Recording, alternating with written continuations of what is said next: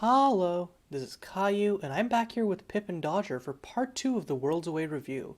Last time we covered all of the white, blue, black, red, and green cards, and today we're going to do the multicolored cards, artifact cards, and finally, the most important part of the set, the lands.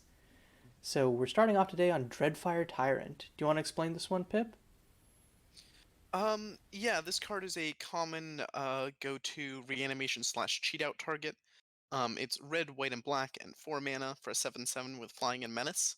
Um, when it enters the battlefield, target opponent reveals their hand. You may put a creature or planeswalker card from among it onto the battlefield under your control. It gains haste, and at the beginning of your upkeep, sacrifice a permanent you control. When Dreadfire Tyrant dies, each opponent loses 5 life. You gain life equal to life lost this way. Yeah, so generally, I think this is seen play in like a bunch of reanimator shells as both um, something that puts up like a reasonably fast clock, or on its own if you're using it in the Immortalized in Stone reanimation shell, you would just use it to get value from an opponent's card, essentially. Yeah, so the first place this card saw play was in Dragon Poker, which was a combo deck that uses the now banned Scrapyard Sovereign and Dead Man's Hand to instantly win the game. And the original build of Dragon Poker was really bad because it was trying to hardcast the Sovereign. But Cyber and I discussed it and realized you could innovate on the deck by just cheating it out with Immortalized in Stone slash Tear Loose the Heartstrings. Um, this card was then there was a lot of discussion about, okay, what is the second best cheat out target?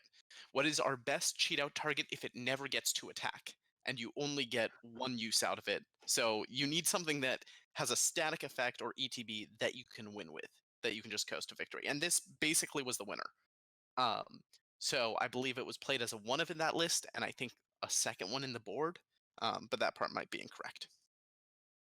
Yeah, it is worth noting. I think Caillou mentioned that, or whoever described the card mentioned that the effect granted makes you sacrifice on upkeep. It actually makes you sacrifice on end step, which I think is pretty I relevant gotcha. because you can just sacrifice the Dreadfire Tyrant if you want to lava axe your opponent's face that turn. And it is kind of important to note that while this is probably going to hit most of the time, in cases where this misses, I actually don't think it's very good because you just get like a 7/7 that, I mean, it is still a 7/7 that drains them for 5 when it dies. But I think most of the value in this is like actually stealing something from your opponent's hand. So if the situation calls for it, it might be something that your deck wants to side out in favor of a better finisher. I'm not sure. Yeah, like versus some control decks, you like reveal their opponent's hand and they have like what, like Intrepid Zan again and some removal spells, and you just feel very sad. Well, you can get Oh, sorry, planeswalkers not with it. Zan again. Sorry, Yeah. they but or like Weaving, and they have like, oh, I Yeah. I can photon barricade and then some land, and it's like, oh well, now I just feel dumb. Well, oh no, I only got a 7/7 Flying Menace Dragon that must be answered, and if it dies, it immediately lava axes them. You know, Like, priorities, It's still not priorities. that. It's still not that bad. But I guess that my point was like maybe it's With the worth effort that you're noting putting into it, you want something by that's a board. little bit better than a big beater, and so you Yeah. want Dreadfire to be hitting in most cases. But yeah, um, so the next card is Epoch Warden. It's a one red and a white for an angel soldier with flying haste, and whenever it attacks, you may aetherize another target attacking creature you control, which is kind of the important text on this. But being hasty and evasive also doesn't hurt either. So generally, you use this. I think the one place I've seen it used recently is the red white aetherize aggro deck, where you have cards with really good ETB or LTBs, and you use Epoch to kind of like surprise. I'm hitting you for a bunch and also triggering this ETB slash LTB effect, and then just generating iterative value off of that. yeah, the rate on this card is very good if you can actually take advantage of the whole package. If you're just using it as a flicker, it's not that good because it forces you to jeopardize the attacking creature. Um, and if you're just using it if you're just using it as a flicker, it has that issue, and if you're just using it as an attacker, you can do better.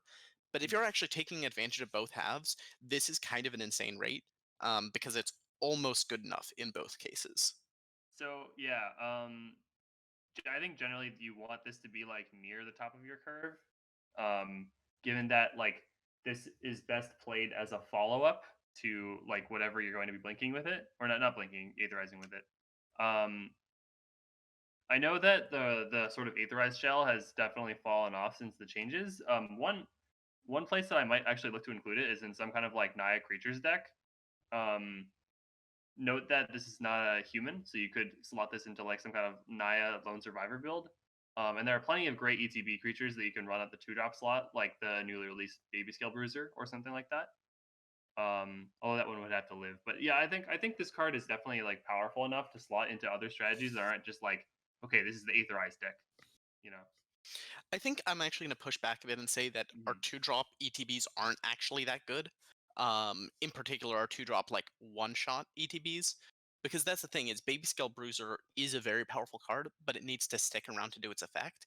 And after Baby Scale Bruiser, you start hitting things like well, we have the Gyrian Pickpocket if you want to build some weird Mardu shell, Mm. but attacking with the Gyrian Pickpocket is probably a one-time thing, given that it's a 1/1. Yeah, if you Um, want to do like weird like flicker shenanigans, the Elvish honest Vision, answer is that like you end up going to Suzume, which is a completely different color combination. right?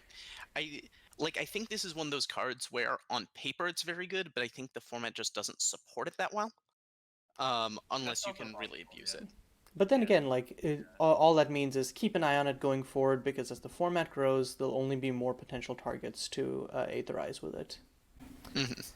Yeah, yeah. I guess my main point was like I think that this card is powerful enough in a vacuum that it could like it's one to keep your eye on if something that is also powerful and also happens to synergize well arises.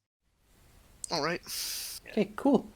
Um, so the next card we have up here is Gear Awoken World. You want to take this one, Dodger? Sure. So Gear Awoken World is a red green legendary creature. It is a 3/3 for 3 with haste. And it has all activated abilities of other lands you control. And as long as it's on the battlefield or in your graveyard, it's also a land in addition to its other types. So Um, yeah. slightly awkwardly, it has all abilities. So if you have an uncorrect shock fetch around, or you have a couple of pain lands around that you haven't gotten around to disabling, this stacks up all of them.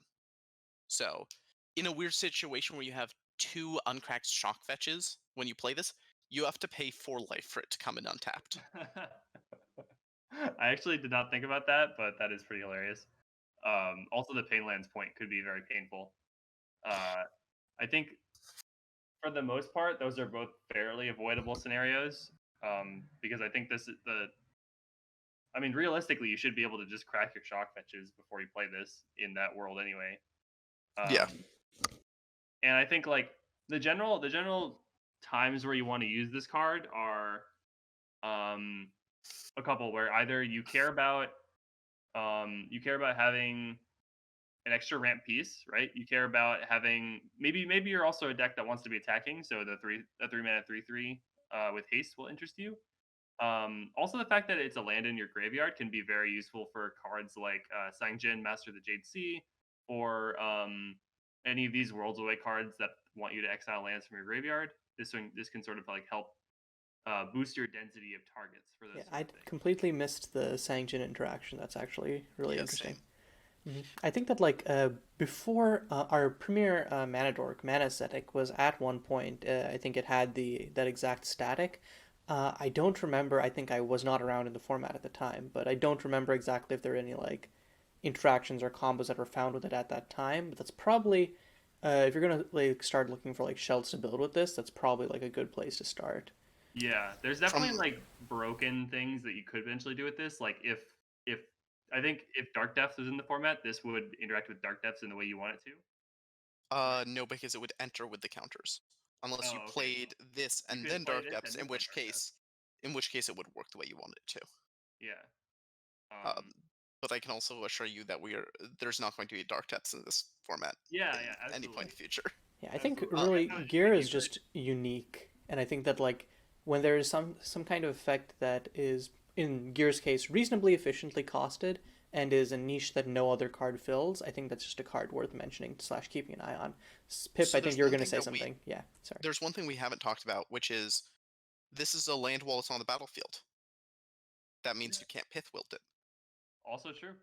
Uh, It dodges That a bunch of random mass removal because it's a non-land. It's a land permanent. Oh, that's so okay. dumb. I didn't realize that. Here's a thought.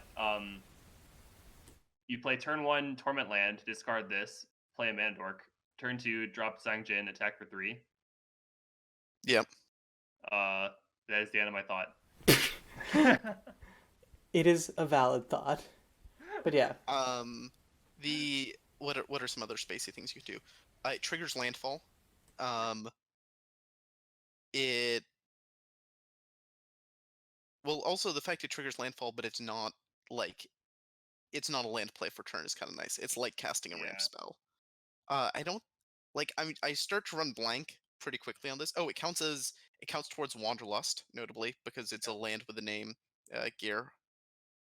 you I don't know. could. It's Actually, never mind. it's a card that's very neat. I'm just not convinced it is. Its base power isn't there, so it needs to be mostly there on synergies. Like Right. it's a kind of respectable, like it's a respectable card. Like 3 mana, 3/3 haste, some minor upside. You aren't embarrassed to be running that. So if you can find other individually powerful cards that synergize powerfully with it, you can justify it to hell and back. But I think you need those. You can't just slap this in a random mid-range deck and call it a day. Yeah, 100% agreed. I think this is the kind of card that I really like discussing, just because it feels like there either may exist or will exist some kind of like hidden synergy that allows you to do some really crazy and potentially very powerful things. okay. And next up we have Into the Unknown, and I think you've played a bunch with this Dodger, so you also want to give us the rundown on this one. Yeah, sure. So Into the Unknown is a red-green enchantment. It costs 2 mana, and when it enters the battlefield, you create a 1/1 scout with all colors. And whenever a land enters the battlefield under your control, if it doesn't have the same name as another land you control, you get a +1/+1 counter on all of your creatures. Um, so this is definitely a very powerful card in a vacuum, I think. Given that it's actually quite easy to repeatedly trigger this. Basically, you might actually just be able to think of this as a landfall ability, given how MSEM decks are able to very easily construct decks or construct mana bases that like can just get almost all different lands. Yeah, And and they like your fetch is almost always just going to trigger this twice. right, So yeah, which is very important. So I think where this card shines is obviously token decks. I ran it in my GPK deck, which was a Parables deck, so I was splashing green for this card. I actually think that the deck may be better without it in this case, but I definitely think there are lots of decks where this card is very good. I want to highlight two shells in which I think that I one where I think this card could shine and one where I've seen it shine. Firstly, I think Safety Sock's 5-color Monument Toolbox deck got a lot of mileage out of specifically the +1/+1 counters because it was looking to be aggressive, but it also had lots of like little synergies with them because it was running Gathering the Gang, so it got you Gathering Tutors. It was also running Veilborn Meddler, so like Meddler plus a fetch into Siege Shrine could allow you to counter up to something like 4 CMCs. CMC4, yeah. Yeah, so you could do like lots of like little niche disgusting things while also just being like, yeah, it's a good fair card. Why not? Um, a shell that Wait, no, I had. that's CMC3 because you don't play the land at instant speed. You fetch the land at instant speed though, so that's 1 counter plus the Siege Shrine counter. Wait, oh yeah, sorry. So Yeah, no CMC worries. Sorry, I there's just need to do that math. yeah, okay, I kind of brain farted there. But the other deck that I would kind of theorize this in is we recently got, I think it was Heedless Astronaut or Joyful Astronaut in Love Song, which is green and a white for whenever a land enters the battlefield, you make a servo. and it has like a big pump ability for all of your creatures. I think in tandem with that, you can maybe like make some sort of Naya landfall tokens thing. I don't think that it's particularly good because of the current like suite of sweepers, but I think that it's a fun deck idea, and depending on the pieces and how the meta shapes out, it could maybe be viable at some point.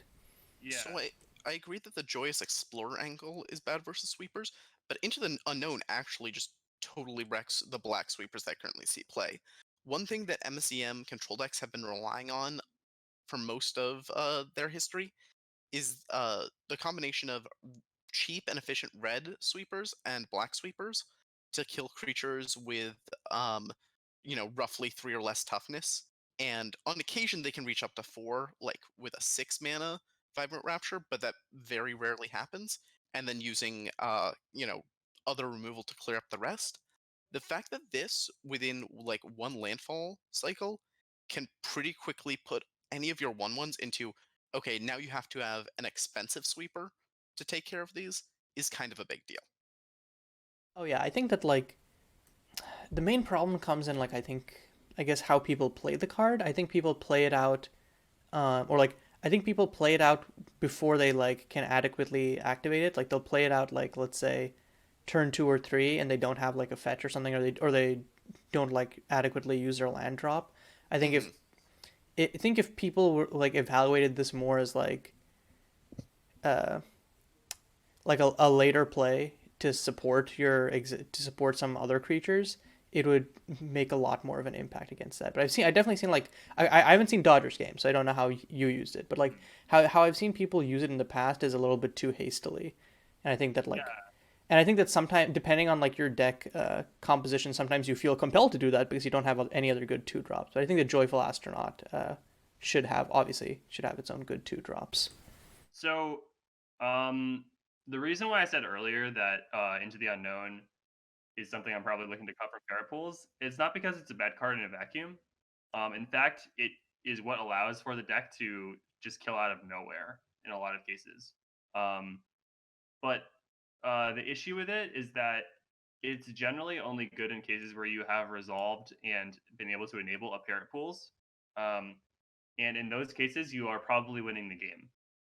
So, um, the the thing about this card also that I want to say is like I think it's actually a very skill testing card because when you're running it in a tokens deck, it actually allows you to provide board pressure um, without overcommitting to the board very easily because you can you can make a couple tokens into like very reasonable threats without much investment of cards. Um, so I think it allows a lot of tools for token decks to like actually beat these control decks that run a lot of sweepers. In addition, I think that with the addition of the mono fetches from uh, Kamba Oldon, you're able to run this out. Sometimes I think the best play when you're playing it into the unknown deck is just not to crack your mono fetches right away. And there are cases where like you can have multiple mono fetches ready to go the turn you play this, and it can provide like a solid +3/+3 to an entire board, potentially instant speed, which I think is like just kind of insane.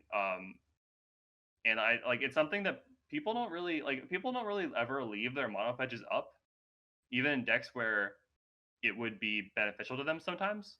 So I think that that is something that like people should consider more often when playing with mono fetches specifically. Um, yeah, but I don't know. I think Into the Unknown is a sweet card. I think there are plenty of decks where this card is going to find a home in the future. Yeah, and I think that like and this might be a minor point, but like one last thing before we move on is I think just coming with its own scout makes it so much more impactful that like okay, you actually like immediately get something out of it. So even if it's answered, you're like left with something. Most people are probably not gonna like immediately pit filter into the unknown, but like even if they do, you're left with the scout. Um, and if like and it also like if you have like an important creature on one, it immediately protects you from like from them like untapping and exiting it if you just curve it into the unknown. Because I know lots of people like if you're on the play, you go on one, you play an important turn 1 creature. Um, they play like a tapped land on one because they want the tempo and they think, okay, I can just exit next turn anyways, and then you just untap, play into the unknown, and you're off to the races. But yeah. So next up we have Mabel Fardancer, who is the face card in the thumbnail. She's the first of the two planeswalkers we're going to be talking about today. One green-blue for a legendary planeswalker. Her +1 is to essentially create a gold land. Her -1 untaps all lands you control of a chosen color, that can produce mana of a chosen color, which is crazy. And then her alt just draws you a card for each differently named land you control, but usually you kind of get there with just the +1 and the -1. Yeah, the ult is one of those things where I really want to get to use it at some point, but I just have never had a circumstance to do so, because it just always makes more sense to abuse the mana that she can generate, or she gets killed off before she can ult. Yeah, I actually think by far the most powerful ability on Mabel is the second ability. Yeah, the -1 is just Absolutely. disgusting. And I it was feels theory like- crafting some stuff with Egg with it because we were testing for your set Dodger Cloudscape, and he was playing the Bant Ramp deck, and I was like, I do not know how I've been sleeping on this card. It is just insane. It's 3 mana ramp, which either like you either get to ramp more but small, or ramp more but very big, big, and then you just get to keep doing it again. Like, because the -1, like, if you just +1 her the turn she comes down, and then just you have like 4 uses of the -1 before, like, which is just like, at that point, if you haven't won, like, something has gone seriously wrong. Yeah, hard agree. I think any deck which is running, I mean, basically any ramp deck, this is like the dream card for you. And the only real constraint is that you need to make sure that you're untapping the majority of your lands with the second ability, but that's definitely doable as long as your deck is like probably going to be base green because it's a ramp deck. So you can just make sure you're running the right duels. Yeah, I found that the kind of biggest weakness of this card is her tendency to get attacked down. Hmm. That's obviously not an issue versus control decks. So control decks are kind of in an answer or die spot versus her. But versus aggro decks, she's very easily picked off. Now, that doesn't mean she's not incredibly powerful, especially because in the late game, she immediately refunds herself and usually nets mana in the process. But certainly in the early game, I found that it can be slightly tricky to sequence her in. So while she looks like a 3-drop, I think she's only a 3-drop in some matchups. Yeah, and I think she's also sometimes she is, I think, still a 3-drop in those situations. It depends on how much do I care about keeping this around. Because if you use Mabel as just like a one-shot ramp thing, obviously not ideal, but like sometimes that's all you need. Just like, hey, this is my ramp spell. I get an extra land. Or Yeah, I mean, Rampant Growth gain 4 life is not a horrible deal for 3 mana. mhm. Like it's obviously not ideal, but then if you have like some of your bigger plays in hand and just need that, like, need to be like hitting your ramp on curve to get to it, I think you can sometimes just run her out, or like you wait until a little bit later, play her immediately -1, and then drop a threat. So like I think if she didn't have that like fail case where like you had to be careful about running her out, she would be just insane. As it is, she's already pretty strong. Now, the real question is Mabel the best 3-mana planeswalker in this format? I think Hard to say, but I think she's in contention. she's definitely on the short list. Hmm. I Like, think Sevid is probably better than Mabel, Seven but protects herself, generates card advantage, and also can actually ramps. kill people. Yeah. I think that's probably fair. Yeah, like 7 is just better in a vacuum. Mabel is the kind of card that is very powerful in like a specific deck. Yeah, I'd agree with that. Mhm. I also think that I would not be shocked if I get hate mail for not listing Siguratom there, but in CFT Sock's absence, someone has to shit on that card. I think Siguratam is like still a very strong card. Like before we deviate, and also like we have another cat planeswalker to get to. We'll get to it, but I think Siguratam is unlike some of the Sevid and this, which are like they're a little bit more holistically good / they're good in more situations. While Siguratam is you're kind of boxed into an aggressive deck, and if if they're also like reasonably aggressive and you don't have like the board presence, they can just run him down anyways. So, but I think that as we've seen, like the number of synergies with his +1 is just impressive. This actually, I totally forgot. I now can claim that Saiguratom is not the best cat walker in the format because he absolutely is not. Oh no, the controversy, the drama. Find out next time in. Well, why not? Well, why make the cats fight? Just let them be happy together. They have overlapping colors, y'all. They have overlapping colors and synergies, but only one of them is something I want to play. Hmm. All right. Damn. Okay. Next one. So next up we have Realistic Hellkite, and this is one that Dodger, I think you put on the list. So do you want to talk about it? Yes. So Rhyolithic Hellkite, I think, is being slept on a little bit. It is a 5-mana black and red creature. It is a 3/3. It has flying and haste, and whenever it attacks, you may exile up to 2 land cards from your graveyard. If you do, put that many +1/+1 counters on Rhyolithic Hellkite. So the first comparison that one might make is Thundermaw Hellkite from Canon Magic, which is a 5-mana 5/5 flying haste with another ability that is certainly relevant. So Rhyolithic Hellkite is at the start, it is a bit of a conditional 5/5 flying haste because you need to make sure that you have 2 lands in your graveyard. Now, that's not that unreasonable to have by turn 5 in MSEM, as fetches are very good and many different kinds of fetches are playable. The card, this card was in the sideboard of one particular deck that I made that I think is pretty good, which is Grixis Parapools Control, and that deck runs a lot of dredge effects. Cards like Oracle's Vision, Unquenched Greed, probably one more that I'm forgetting. Maybe it's just those two, but like those two go a long way. And Rhyolithic Hellkite, if you ever are getting more than just a 5/5 flyer, like on the first turn, this could potentially attack for 5 damage and then 7 damage. This could be a very good finisher out of the board for certain decks. So I think that, well, while I don't think that this card is like something that you want to main deck really ever, I think, but in a decks that are able to enable it, this could be a very good sideboard option, especially in matchups where you're playing a creature light deck and your opponent will board out most of their creature removal. Yeah. This is a card that it's one of those things that when it resolves, you kind of look at it and go, "Wait, how do I deal with that?" But I don't know. It is kind of a clunky card on paper, and we have some really good 5-mana dragons. That's actually the biggest issue I have with this card is you have to give up stuff like Cower in order to play this. And I think that's kind of unfortunate.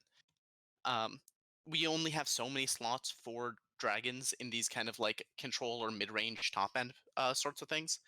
And I think this is going to sound ridiculous. I feel like that ability is a little bit win more because usually you don't need something bigger than a 5/5 flying haste to win the game. Like, yes, it's cool that if you get the second attack in, it becomes a 7/7 flying haste, but how often is that going to matter? I actually agree. I think that this card was very good in the shell that I had, particularly, and I don't think it would fit into many other decks. I still stand by that it was a better inclusion than Cower in that deck, because the ability was basically always on, and I would value the 5 damage up front more than the 4 damage up front from Cower.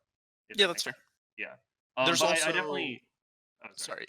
There's also Crimson Helmaw, which is 5 mana for a 5/5 flying haste ETB bolt something, and it also has revive. Oh yeah, for a 3/3 flying haste, yeah. Yeah, oh, that's so, yeah, right. It's a 3/3, not a 5/5. Okay, yeah, never mind. If it That's was a 5/5, not a that would be much relevant better. comparison point. Yeah. I was like, why haven't we been playing that card? Right? Yeah, I was like, when I heard that, I was like, huh? Anyway, yeah, Yeah, this card's and probably another fine. big point is that it's also multicolored, so for Parapools, that's relevant. But Yeah, um, absolutely. I guess basically what I was saying is that kind of the stars aligned for this card in my deck. So the reason I wanted to bring it up is because I think that this is a card that could have the stars align for it in another deck, which is why I thought it was worth mentioning. But yeah, I certainly don't think this is like a format all star or anything. Yeah, I think my gut reaction is like we have better dragons, but in like now that I hear you explain it, I guess like in that specific situation where it has like this confluence of factors Right. that um, that makes it good. So yeah, and I Yeah, guess that's one like of my favorite things about Magic, to be honest, is when like you realize like finding very specific situations in which you can make optimizations in deck building. mm-hmm. The sort of thing where, oh, it turns out this one stupid rhino manages to dodge like 80% of the playable removal in the format by one number in each direction. Mm-hmm. It's like, huh, that's useful. Or like completely different game, but like like that one Pokemon VGC finals where like oh Pachirisu actually happens to be really good, and I remember that, yeah. mm-hmm. So yeah, those kind of elements in games, Or and which is why like hmm? wasn't there like a 12-year-old Pokemon champion in like Oceania or something who was running flamethrower on Gyarados? I don't remember because I don't Okay, follow Pokemon that was like like that last much. year. Yeah, and she wrote like an article about her reasoning for flamethrower on Gyarados. It was really interesting.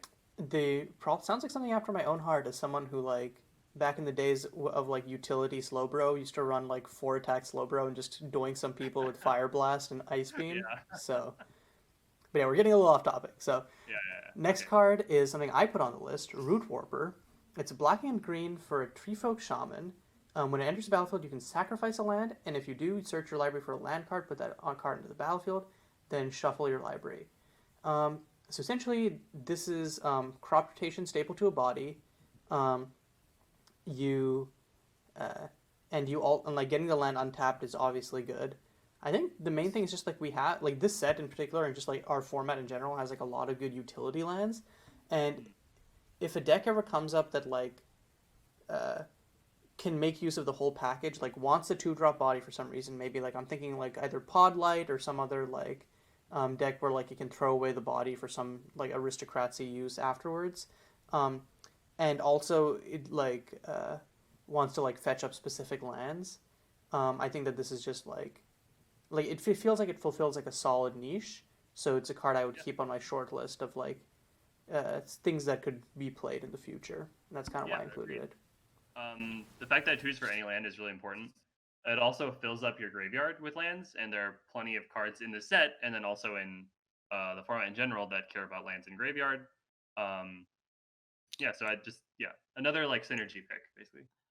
I actually am going to slightly disagree here because I think this card is better than just if you want the whole package. I think this card is just straight up the best 2 mana land tutor we have in the format if you're already in green and black.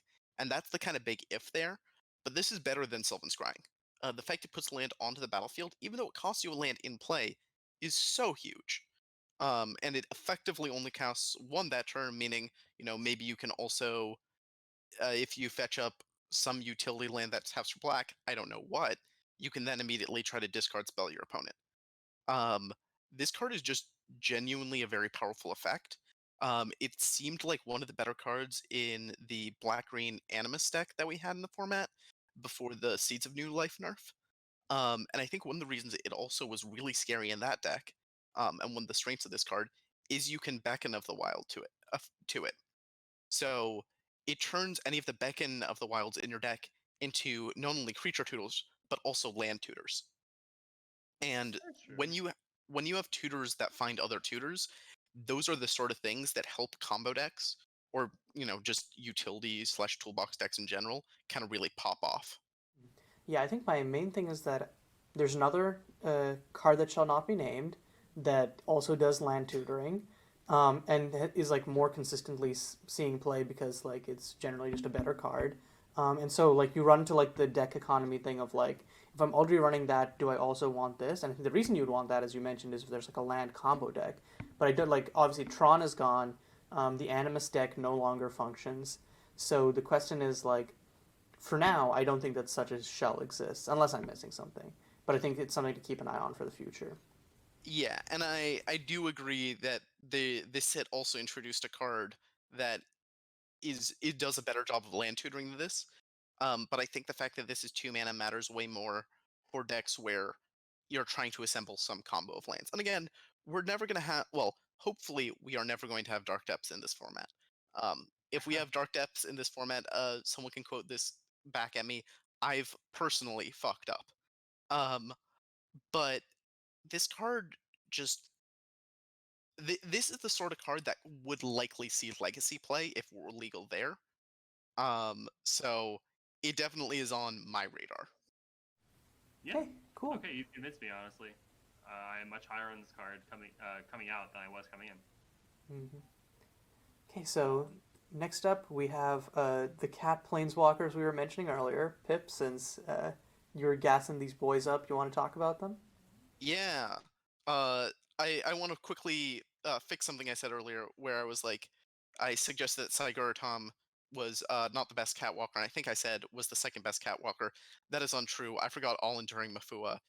He is the third best catwalker. This is the first best catwalker. So wait, wouldn't Saigura Tom be the fourth best catwalker? Because oh, true. There's two of them here. Oh, that's true. Oh, that's brutal. Poor Saigura Tom. So Salem and Serto, who are actually apparently Tom's brothers, is 1 red, green, white for a 4 loyalty planeswalker. +2, exile the top 2 cards of your library. You can put a permanent card from among them into your hand. -3, you get a 3/3 Salem, who's a cat with Vigilance, Trample, and Indestructible. And -3, you get an emblem. Whenever a creature enters the battlefield under your control, that creature gains +2/+2 and gains haste until end of turn. Okay, so let me describe this card. This card is basically the value of a 5-drop planeswalker, but on a 4-drop creature. The +2 is not only draw card, it's card selection. It finds you the better of the top 2 cards in your library, and you draw it. Yes, you technically have to be a permanent base deck, but as people who played back in the Arties era can attest, that's not actually a requirement. I think the middle ability is the weakest part of this card. It's fine. There are certainly times where you want a 3/3 Vigilance, Trample, Indestructible, but I think usually the average card in your deck, if you have the mana to cast it, well, I mean, also it's not until end of turn you get it. So I think the average card in your deck is usually better than a 3/3. So I fairly rarely want to -3 it. I usually want a +2 it. And then the second ability, the emblem, or sorry, the second minus ability, that thing is the thing that takes this card and kicks it into overdrive. I had a moment where I played a Lyman Alpha and killed my opponent from, what was that? It's like 4, 8, 12, 18 damage. I think they had 16 life and they just immediately died on the spot. Yeah. And like Layer and Alpha, like the tokens natively have haste. Imagine doing this with a roll. Is just That's the other. Yeah, that was the other thing I was going to mention. Is one of the few issues you will ever have with roll is the fact that sometimes it doesn't kill people. And that's never a case of like, oh no, they had enough blockers. It's no, they were able to kill me on their untap, because I certainly would have killed them if I could have attacked with. Or they had a sweeper or something. Yeah, I could have killed them if I attacked with 6 creatures. Say no more. Salem and Serto got you. Those are now 6 5/5 haste creatures. That kills people very quickly. Immediately, in fact. I had some busted moments with the White Scion and this card. Like, that ult, and it's an emblem, so it sticks around. It's just so powerful, and just immediately makes your opponent go, "Oh God, what's going to happen to me?" and it's so whack because like you say alt, right? But then they stick around after that. They stick start around by being able to do that. That's the other thing, is you can immediately get that, and your opponent still needs to kill these guys. Mm-hmm. They need to say, okay, well, I need to probably attack into it to kill it. But then also, what if you just play Lyran Alpha next, or what if you play Scion of Storms next turn? That's a 5-drop. You can curve 4 into 5. Yeah, and even like as a top deck, it's fantastic because you either play it and they don't have the board presence to immediately kill it, so you can safely +2, or if they do have a board presence, you're just like -3, and then they're forced to like an elastic effect. yeah, and and usually like you just at that point you'd make the cat, and it's like okay, now you have like a decent blocker who can like save you for a few turns while you dig. It's like there's like no bad answers. Yeah, I would agree. I think the biggest limiting factor of this card is actually the colors, because in general, Absolutely. like The biggest going limiting with the factor of this card is that the Angel Touch lands are no longer legal. Let me play Angel Touch tokens, damn it. If Angel Touch colors were legal, I think this card would be unplayable because of how badly it would line up into Angel Touch control. Mayhaps. Though, okay, so I want to paint you a picture. Your opponent plays a 4 loyalty starting planeswalker, and then they plus it. It goes to 6 loyalty, and you start bemoaning how impossible that walker is to kill. Was that us talking about Salem and Certo? No, that was actually us talking about Oko, Thief of Crowns. Well, Oko Thief of Crowns is 3 mana, so Yeah, but fair you enough. have ramp. It's fine. You're playing this on 3 anyway. Mm-hmm. Yeah. Like, Uh, yeah. it obviously is nowhere near as powerful as Oko. I'm speaking in jest, but its +2 is generating real card advantage and immediately makes it 6 loyalty, and it's a 4 CMC walker, so it doesn't die to Pithwilt. Well, doesn't usually die to Pithwilt. So versus control decks, they can't burn to kill this. 6 toughness or 6 loyalty is too high, and their immediate removal doesn't answer this. It lines up well into Pithwilt and Cursory Glance and Destructive Ambition. I didn't play against any control decks while I was playing Naya Ken, unfortunately, but I am pretty confident in saying that if you can play Salem and Certo anywhere near curve, whether that's 1 turn ahead, on curve, or probably even 1 turn behind, most control decks need to just drop whatever they're doing and figure out how to kill this because of how much card advantage this critter creates. Yeah, Like- I think as long as you're not like hopelessly behind on board, this is pretty much always going to be a good play. Yeah, like Yeah. what is control gonna do? Like even if they already have an Intrepid, you just +2 and they're like, well, crap. Now it like yeah, they have to swing and put it down to 2 loyalty. mhm. And or you like can or still like +2 villainy. to draw Okay, another you card. can do 3 villainy triggers, but then like they Yeah, that's kind of the nightmare scenario. You still gain 6 life versus the villainy deck. mm-hmm. And drawn a card. Like, that's the other thing, is its base mode is a 2-for-1. And, like, that's kind of the ridiculousness of all Planeswalkers. But I think this is one of the truly strongest Yeah, because value like walkers we've ever gotten at 4 mana. yeah, because like it's a 2-for-1, but also like the extra 1 that you're getting is so much better than the other ones that you can sometimes get, and so much more flexible. Absolutely. Yeah, I think this is probably, like, at least in the top 3 or 4 of the best 4-drop walkers. Yeah, we and have. again, I think it really just comes down to the reason that this isn't more played is because I think Naya is Underplayed, probably. I'm also gonna say that like there's reasons for it being underplayed, but it's also underexplored. But yeah, Mhm. like This card actually made me kind of want to try out some color combination that's splashing one of these colors. So like Bant, like ramp or mid-range or something, and you're splashing for this off of like a couple Nebulas, Mana Ascetic, the Teamer Mana Dork. I was thinking like Obzon because like I'm pretty high on like I'm obviously personally high on like the Demon Worthy plus Fifth Wild Suite. yeah Pitbull Suite, but Bant obviously gives you access to Mabel, who's just a house in her own right. Also very good. Yeah. Yeah, so Who also fixes for this, just saying. yeah, I think personally, I would rather run this in actually a creature deck. So like, because Yeah. you do have to get permanence from the +2. If you are running like something like 10 to 15 non-permanent spells in your deck, like this is by no means a guarantee to even hit. So that's yeah, and but like I think it comes back to like RD's construction where like literally everything except roll is a permanent, and you can get away with that because we have good permanent base removal that has only increased in truth since the RD's days. yeah, and that's fine. Like you can, I mean, I'm not saying you have to be like an aggro deck to run this, but you definitely do need like a good percentage of. If not, Yeah, so like I guess my comment about running it with Demon Worthy and Pitbull, it makes like a little Yeah. bit less sense in the So face of that. here's actually quick maths. You know, if you have 40 hits with this, so that's you can have 20 instants or sorceries in your deck, you are 90% chance to hit with this when you plus it. That's true. Like it's definitely not a high chance. Yeah, and especially because it can hit any permanent. So you can grab like, one, you can obviously grab Intrepid. You can grab any of your lands. If you've splashed blue somehow, you can also grab Endless Discoveries. If I was gonna say you can grab Villainy, but if Gateways realistically build Salem and Certo Villainy, I'm going to throw something. Like, yeah, It honestly doesn't seem You that. you you you you know they'd 4-1 with it too. You know they'd that's the 4-1. that's so true.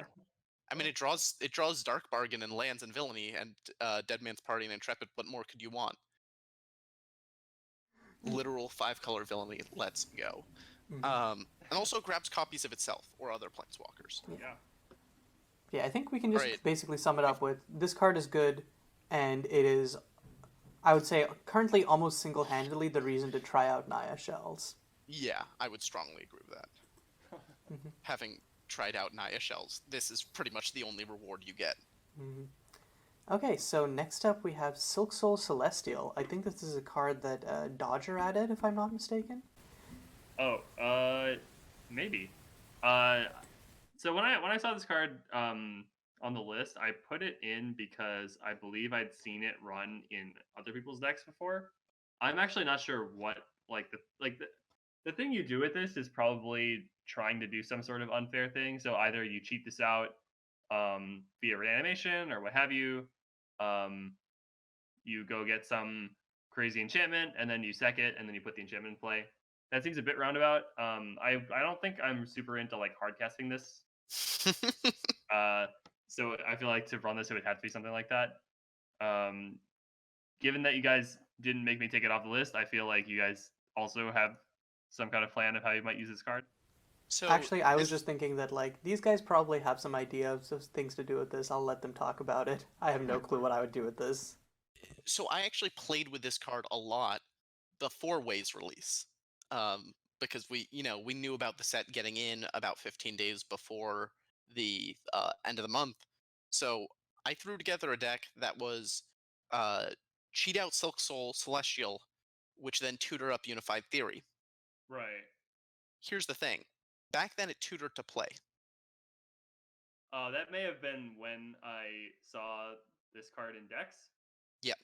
Yeah. Okay. Um, So definitely now that it doesn't do that, it is a lot less attractive. right. The issue is CFT Suck found a way to make it OTK off the first trigger, which is you find Interplanar Raid and flicker it, and then find another Interplanar Raid and Aetherize it again, and you just immediately kill people. Yeah. So, unfortunately, this is not the timeline, or fortunately in some ways, this is not the timeline we live in. But I definitely don't mind seeing this card, and if for whatever reason we print something that allows you to get both a ETB and dice trigger off a 7-drop for relatively cheap, i.e., if we So print Flash into the format, actually, there is one in Cloudscape. you put Flash in Cloudscape. No, there's a reanimation spell that lets you reanimate just a like creature and then sacrifice creature. okay, that's Yeah. that's kind of reasonable. I had a slight heart attack there because of the timing when you No, said there's there's one in no Cloudscape. literal flash. Yeah. And then for my next set, I'm putting Hulk in it because I want that to be in my standard. Yes. No, in all seriousness, this card Custom I don't designers, think is please there. don't do that. Yeah. So it definitely like there is power here. Just to be fair, like if you are hard casting this, it is not like an absolute embarrassment. Like the stats are there. It gets you a card. It lets you cheat something into play when it dies. Like that's not an absolute embarrassment. You know what I mean? But I just don't think that the deck that wants to do that kind of thing is very good. If that makes sense. Yeah, and I also think that if you're hard casting this, you're ramping up to 7 mana.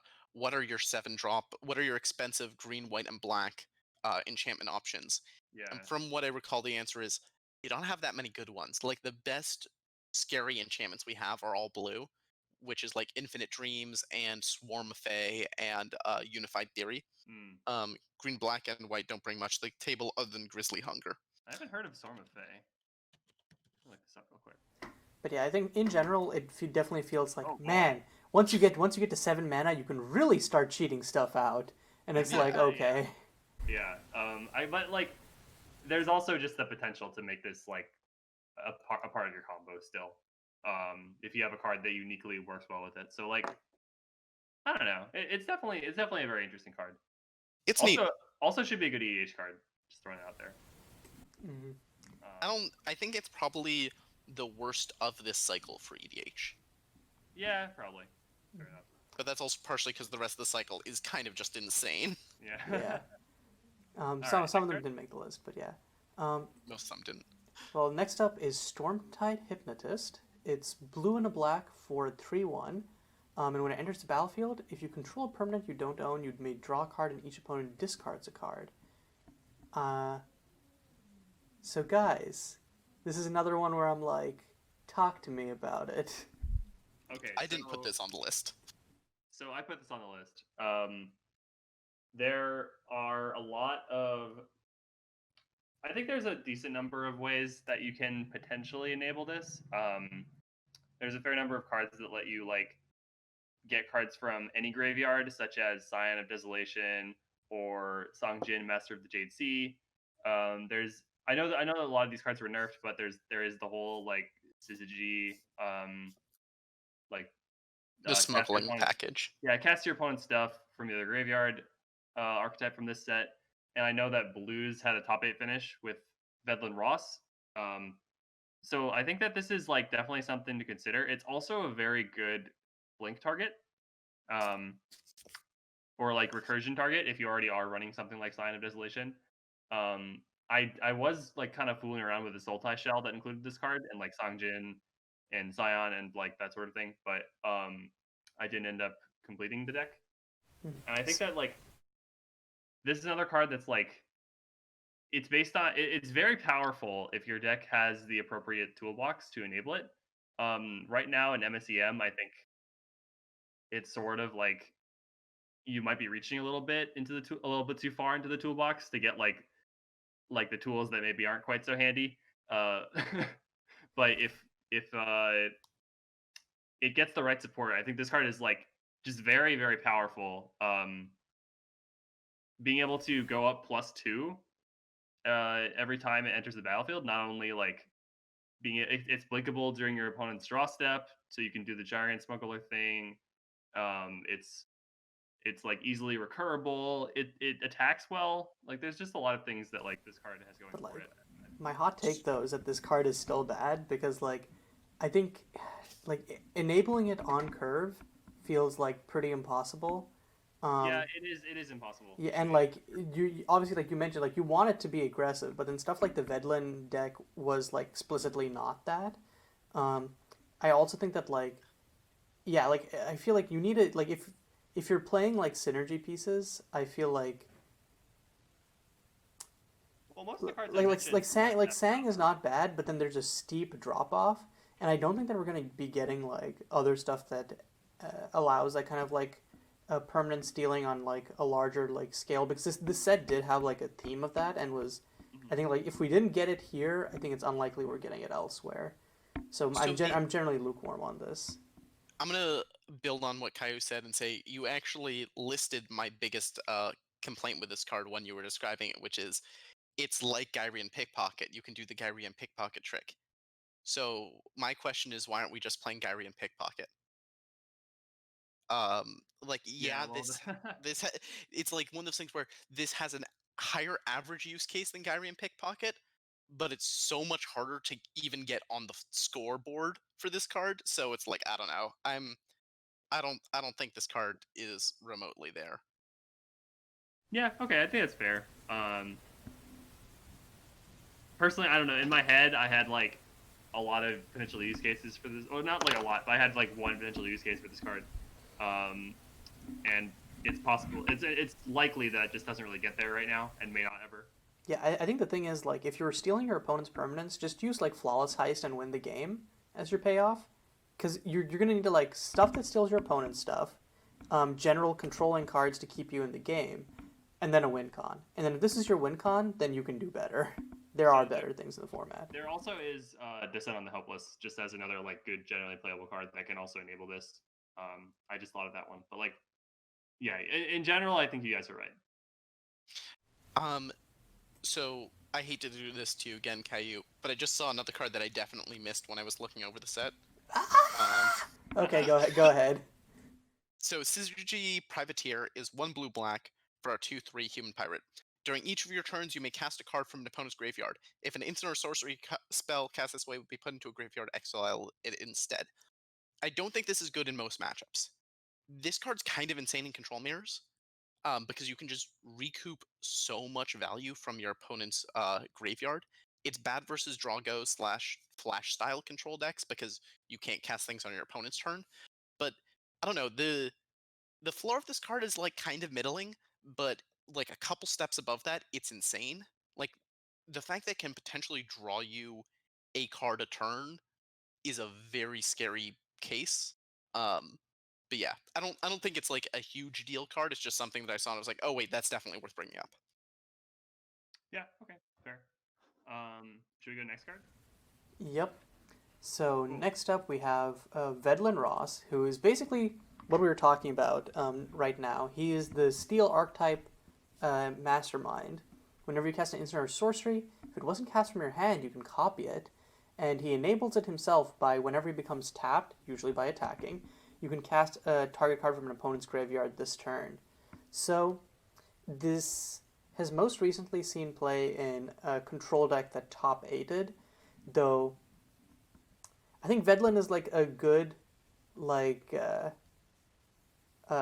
value piece, and being able to like steal your opponent's removal and stuff is great. He dodges Pitbull, but I am also suspicious about his future in MSEM, and I don't know if that's a sentiment that's shared by other people. But I think like not being able to get immediate value off of him, and also just kind of like the general like needs to survive a turn cycle to do something definitely makes me a little bit wary of him. I definitely think like that was a deck with Vedlin Ross rather than like a Vedlin Ross deck. Because it was a functional blue-black control deck in its own right that just happened to be running like a few cards that could really enable Vedlin Ross. And I think that's fine. Like that's probably what you want to be doing with this card. If you're trying to build like Vedlin Ross deck, I doubt that deck's going to be very good. It's worth noting that I think the best thing that I saw done with this was actually just copying Great Escapade, casting, which is Prodigious Ponya's Tail. Right. That it like those are two very good cards, or rather, Prodigious That's Panya is yeah, Prodigious Pawn is a good card. Let's be clear here. What I'm saying is like Prodigious Panya is a good card. Vedlin Ross is a serviceable card that can do an insane thing with Prodigious Panya, as well as plenty of other things. I'm not a huge fan of running mediocre cards that make my good cards better. Like Yeah, it's very frequent you're gonna end up in win more situations. I think Vedlin Ross is a really sweet EDH commander. I think people should play much more Vedlin Ross in EDH. I think playing Vedlin Ross in Constructed is generally going to be a mistake because of how much needs to go right for him to do anything at all. And even if you get like a single trigger of the first ability, you're up like 1 card. And if you get the second ability and then you can cast it, you're up 2 cards, which is good. But remember how much effort we just put into a 4-drop. We can usually get 2 cards out of a 4-drop much easier. So I'm really unimpressed with what this card can do. Yeah, I think that about sums it. I think it's worth mentioning as like a sideboard option as well, because I often like these sort of like creatures that can generate value if they're unremoved coming out of the sideboard of decks that are very creature light. Because oftentimes, if I'm playing against a creature light deck, I'm going to side out most of my spot removal. If not So why wouldn't you just play Syzygy Privateer? Well, because Vedlin Ross can cast anything, so Syzygy Privateer isn't guaranteed to like actually be able to get anything if your opponent's playing creature deck. No, it's Syzygy Privateer gets the same anything. Yeah, and I think the one reason not to would be that Syzygy gets hit by Pitwelt, but I think you would honestly like the thing with Privateers, you can like wait and then you like can sandbag it. Yeah, you can yeah, or you just like unlike Vedlin, you can wait until you have the mana to cast something that turn and then just play it, immediately cast something. At worst, you have forced them to use a removal spell and you've gotten a card from their graveyard, so you've got an immediate value. It doesn't need to attack in. Like I think Syzygy Privateer is just Vedlin but good. Yeah, another thing worth mentioning is that Vedlin doesn't only copy Hanya. It can work with a lot of other things if you're But casting then that stuff comes back to what from Pip was library. talking about, where like you're playing Destiny. like you're like lots of stuff that we saw that like Blues was experimenting with was like they're like good cards if you get them out with both Vedlin and like you get Vedlin out and you can use them there. But like for the most part, we have stuff where like the fail case is just still like more efficient, so you don't have to like rely on Right. things going right for The num your. the number of decks that main deck Thought Blossom was just dead against probably far exceeded the number of nuts cases it had in conjunction with Vedlin. Yeah, I'm And not saying main deck Thought Blossom, but if you're doing stuff like discarding Awaken the Nav, or even just copying Descent on the Helpless, if you cast it for Memento, like but you don't there's like most of these cards you don't need to copy them. They're cards that you're putting in your control deck because they're 2-for-1s. They're already good. Or like And in saying, but Memento's case, they're with four this for you make it one. into a 3-for-1. It's like, yeah, I'm not interested in playing a 4-drop that is going to mess up my sequencing to potentially enable a card that I'm already playing because it's good. Yeah, I generally agree with what you're saying. I wanted to point out all the potential uses, even if Sure. maybe those uses aren't practical. Yeah, I guess where I'm at is I think even if we look through the entirety of MSEM and found every single card it had synergy with, I am pretty confident I would come to the conclusion that this card is still not for MSEM, it's for MSEDH. Okay, fair. And next up, we have Zadina Valiant, a red and a white for a human aura shaper. Um, and it basically functions as a 2-1 lifelink haste because of its ETB. Um, so this is another one where I'm not sure who added this to the list. So was it none of us? Well, I added it to the list because I know it has history being played in the red white aetherized deck. I wasn't sure how much we wanted to talk about that. I know that deck isn't a thing anymore. I think it also saw play in the Featherfall deck, Okay, Maybe. that is also a the pretty good red-white use. build of the Yeah. Featherfall aesthetic deck, Mhm. which It is. notably was not the more recent successful one, but Yeah. It is nice that um, if you're running a deck that's like, if you're running an auras deck, a big point of tension is like you want to include a lot of auras, but you always risk um, a case where like you draw just a bunch of auras and nothing to put it on. So running an aura shaper like this can help you a lot because well you have a creature and like you can always just put the aura on whatever creature you're Voltroning up. But in the cases where like oh I didn't draw any of my normal like aura targets, this is at least a also a creature that you can like put your stuff onto. And then if your original aura target gets killed, well, you have another one. And this is also protection against like edict effects and stuff like that. yeah, so normally I'm the person in these reviews that shits on synergy cards, but honestly, this card passes my threshold of this is just a fairly acceptable card. I like I'm not I'm not excited to throw in any red white aggro decks, but in any circumstance where you need slash want the synergy, this card's great. It does the thing you want. It's not embarrassing if you don't have your synergy pieces. It has a bunch of niche uses as well. And like, a 2-1 lifelink haste is going to immediately put pressure on a person, and gaining the life is going to be relevant in some matchups. The Featherfall deck did something where I saw this stuck on or it wasn't a Featherfall deck. It used the Dream Steel Paladin, I think is what it's called, the Yeah, Pure Steel Paladin, but for auras. Anyway, and when this got slapped on one of those that was already like a 6/6, it having 8 power just suddenly changed a lot of 8 power and lifelink suddenly changed a lot of dynamics. yeah, Like it's very hard to race a big lifelinking creature. So Zadina Valiant isn't, obviously I wouldn't want to pay 2 mana for that effect on an aura. Um, but I probably would pay 1 mana for that effect on an aura, and I wouldn't pay 2 mana for this creature's but this card be insane at 1 mana. So I think this card's fine. yeah. Okay. Yeah, I Cool. think that seems like a good place to evaluate it. And I think that's our last multicolored card. So we're going to be moving into artifacts now. And the first one is Arboreal Runes, which is a 3-mana artifact. Really, usually never casting it because of its special ability in that it's a forest when it's in your library. Um, so you can basically use fetch lands to fetch it out as an artifact that also happens to add mana of any color. So for some decks, it's been like I think really good for stuff like Dreamsight. I personally played in a combo deck where I needed like an artifact early that generated any color. Um, and yeah, again, it just has like this weird niche, which makes it very useful. Yeah, actually, now that I'm looking at this card, I really want to find a spot for it in my Conquered deck that I recently built. Oh, Because that's being really able sick. to being able to fetch out an artifact just as a one of like actually helps you reliably achieve Conquered early a lot. Mhm. So I'm actually a little disappointed that I missed this when I was building that deck because like I think that is a really great use for it. Oh my god. Wait, Yeah. I was about to say, well, be careful, guys, because someone can pith wilt it. They can't pith wilt it. It's a land.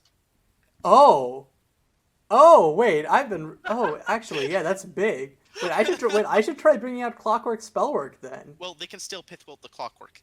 Yeah, but but legitimately, I don't care about them pit wilting the Clockwork because usually what I can like I have like more than enough like copies slash redundancy of that, so like losing one copy of that is fine but not backbreaking. Losing an Arboreal Runes, which puts me behind mana, and I only have like a Yeah, few that's fair. copies of it, that hurts a lot more. So again, if like I think versus like dedicated control decks or like decks which run like more interaction than just Pitbull, it like continues to suck. Um, but like yeah, if there are more decks which are like just Pitbull dot deck, might be good against that. Yeah, honestly, I think I feel like this card should be included in pretty much any 3-color plus deck that can fetch for forests. Uh, As long as the deck doesn't need to curve out. I think that's a little bit far because even though it doesn't get hit by pith wilt, a lot of our green mid-range decks, or at least the ones that I'm building, just usually are running at least a one of artifact slash enchantment hate main deck. And just in general, there's a lot of really good artifact and enchantment hate spells in this format, partially because there's a lot of good artifacts and enchantments.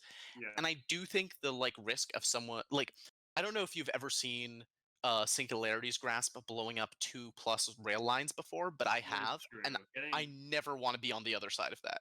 Getting hit by Singularity's Grasp on this is really bad. It's hard. It's hard for it to do so, but in general, the rail lines have made me a lot more self-conscious of how dangerous it can be to try to replace your lands with artifacts. It definitely isn't free. Okay, so yeah, maybe I think my statement was a little over exaggerating, but I can personally think of a lot of decks I've built that where I'm like, wait, this should probably be in it. Yeah, and I definitely agree with that. I think this is probably underplayed for what it is. Um, Back when I was playing Bug's Dream Sight, I was actually running this card in that deck just because, you know, it's a pretty good land to be able to fetch, and when you're in a 140 card deck, you start to run a little bit light on good lands to fetch. Yeah. Um, so I definitely think this card has its places. I just wouldn't agree about how far. Yeah. It is also like if you draw this, um, in some decks that's not like a huge fail. In some decks, like you're actually okay with just playing a 3-mana rep spell. Obviously it's not ideal at all, but like it's not the end of the world. Um, Yeah, I think I agree with that. This isn't like drawing a Dryad Arbor, because no one's going to put Manolith in their constructed deck, but yeah. like Manolith, it it does enter untapped. Like it's not you're not behind on mana when you cast this. It is technically a ramp spell in that circumstance. Like you kind of like shrug a little because this isn't how you want it to go, but you don't actively wince. Yeah, and I think there are plenty of cards like that see play that are mostly run as like one-up tutor targets, but like even even when you do draw them, like oftentimes they're fine. Or like sometimes you have to cast your Simian Spirit Guide as a 3-mana 2/2, Yep, absolutely. and like it's still a 2/2. Um, But yeah, in general, I think it's Arboreal Runes is one of many cards in the set where it's like, well, there's kind of nothing else that does this, and by achieving that niche, it opens up It a lot of cool. unlocks Yeah. It unlocks eternity. Yeah, It's like my seventh chakra has just opened. Um, Yeah, our Well, next card also features a tree prominently in the art, but it's completely different in that this one's probably only viable in MSEDH. It's Chamber of Reflections, which is two colorless. For an artifact that it functions like the Journey cycle, you draw a card, then choose a legendary card name, and permanents you control with the chosen name have hexproof, and the legend rule doesn't apply to them. Mostly, I think you'll be using this in EDH as a way to like. It's kind of like a Swiftfoot Boots variant, but being able to like curve into your commander without having to like set aside an extra mana to equip the turn it comes in is pretty big. Because like I'm talking about like Ring of Souls and Invisibility Cloak, which are our equipment options for a similar thing. The Legend Rule line I think rarely matters, but I think that if we get some sort of combo deck with it, the that could come into play because I think it's a cheap, unique version of that effect. yeah. So I actually will disagree with you a little bit. I think there is a niche for this card in MSEM potentially, and that is in various kinds of shop decks. Um, Calderon's Workshop is obviously a very powerful card, and having the potential to get multiples in play can allow you to do a lot of things if your deck is running a lot of cantrip artifacts, and this happens to be a cantrip artifact. I had a deck where I felt this card was very good, um, which was kind of like a shops deck, but it was like it had help and speed, and it was basically like the trains deck but shops. Um, and like that deck also is running 4 intrepid, so you could have multiple intrepids in play if you drop your chamber reflections, and like it really doesn't cost you that much in that kind of deck because you're already running workshop. So having a 2 mana artifact that cantrips and like also allows for these like other interactions like making your intrepids hexproof and potentially getting multiple of them in play, like it's not it could be a decent role player in like certain shells. yeah, I was very ready to laugh you out of the call when you initially said this is playable in shops because I was like, what legendary creature or what legendary things do they run? And then I realized Intrepid. I was like, okay, never mind, that's kind of real. Like, Yeah. I don't think the card is, amazing or anything, but I think you could probably do worse than this. Um, you probably could do better, but like Yeah, yeah, yeah. I don't think you're actively hurting your deck by putting this into it when you have a reason like, oh well, it makes Kelly Shops nuts and it works with Intrepid and it's a 2-drop that draws a card. Yeah, So like looking at the finals match where Egg drew like three Intrepids in a row. Like obviously, I think that's like a little bit of a uh, I mean, like an outlier case. But then if you're seeing that much of your deck consistently, which I think that shops often can, like yeah, sure. And especially honestly, because it's hard enough to answer one Intrepid when it doesn't have hexproof. When mm, you give it hexproof and then say, by the way, I can have multiple, you kind of just have to shrug and give up.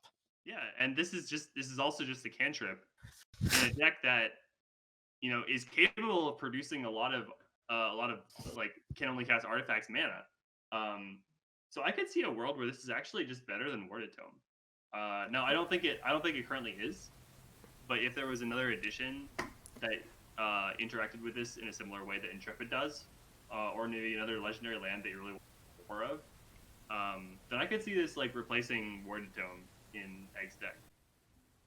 I don't think you would replace it entirely, just because like 1 mana versus 2 mana is so huge for that deck, and being able to like True. curve out with Kelly shops. Yeah. But I still think that like yeah, like I certainly came into this expecting this just to be an MSEDH card, and now I'm intrigued for its MSEM applications. But yeah, so All right. next up Sure. we have Expedition Post. I realize I've been introducing a bunch of these cards in a row, so I feel like someone else should take the reins on this one. I can do it. Sure. Sounds good. Expedition Post is a 1 mana artifact. When it enters the battlefield, you get a 1/1 scout with all colors. Um, the next ability is creature tokens you control are every creature type. And then it also has an activated ability, pay for and tap it to create scout. Um, what this card kind of reminds me of is Retrofitter Foundry, which is a canon magic artifact that's, 1-drop, kind of innocuous, and then actually is surprisingly good in specific decks, like it sees play in Legacy Ninjas. Um, this card is just, it's a 1 mana 1/1. That's bad. That's not a good card. but it has two useful pieces of synergy text on it. Well, three actually. One, the token's all colors, which we've seen come up with Crow's Fiverr list. The creature tokens have every creature type. I haven't seen that come up yet, but I can believe that that does some stupid stuff. I mean, we have Band of Irregulars in the format, right? Um, and then it also gives you grind potential.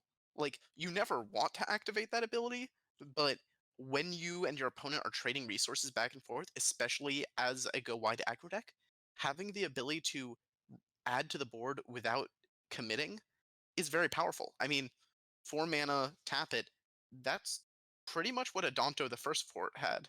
Adonto technically was 3 mana tap it, but it was a land, so you were tapping 4 mana. Yeah, and I Yeah. think that like one thing is I was recently revisiting this card because one set that is being considered for or like is going to be submitted for MSEM uh, is Mako's like Alara, and that set had a bunch of cards where it's like if you have 3 or more colors among permanents you control, and I was like, wonder what really easily enables that turn 1, and it came back to this. So I think if that set does end up getting into MSEM, I think Expedition Post could see some success in those shells. Oh, also cute. Um, Expedition Post almost immediately gives you Concord. Wild. Yeah, I mean, also true. I wouldn't run this in Concord. I think you have better options that are just like I would rather run Elvish Opportunist over this. I think I think this isn't good in a Conquer deck that's trying to play the 8-drop, but I did brew a Union Rail Strikebreaker deck that was basically just an artifact token aggro deck that ran Sights Beyond as a grind engine, Yeah, and I then think it's good in that's there. definitely better in that deck. Yeah. Yeah, and I've seen like Blues' recent like an iteration on the blue white artifact aggro had Sights Beyond in it, so I think that's definitely like a reasonable shell. But yeah, All right, basically innocuous but nifty. I think this describes this card. I'm gonna grab this one because this is a card that is near and dear to my heart. Wow. Um, Okay, stealing the showpiece of the set. Look, I have registered this card more than either of you. Mm-hmm. Uh, Intrepid is a 3 mana legendary artifact vehicle with flying and 4/4 stats. When Intrepid enters the battlefield, search your library for a land card that doesn't share a name with the land you control, reveal it, put it into your hand, then shuffle your library. And as long as you have Wanderlust, you can spend 0 mana to make it a creature until artifact creature. That did get changed, thankfully. Would you Um, believe that this once used to be a 5/5 flying vigilance? I would. That card got me a lot of 5/0s and 4/1s. Oh Uh, lord! And even without that, this is still an incredibly solid card for any deck looking to go long. We've been referencing it throughout this, so if anyone's just finding it, MSCM through this, I think like they'll be wondering what the hell are they talking about. And it's like, yeah, this is the Intrepid. it might be the most impactful slash famous card in way, especially now that a lot of the other contenders for that claim have been nerfed. Like, Mm-hmm. this is the only way card that got nerfed repeatedly and basically didn't drop off in terms of playability. And some of that was because when we were first building Intrepid decks, I think, like, my first couple Intrepid decks, one of them was a Heart of Zadina deck, so, that still shows up. But I ran I think no other utility lands. I may have run Nareba, but I'm not sure if I did. Mm-hmm. I definitely wasn't running any creature lands. I played Intrepid and Villainy briefly as a joke, and the only thing it had to find was Shadowed Slums.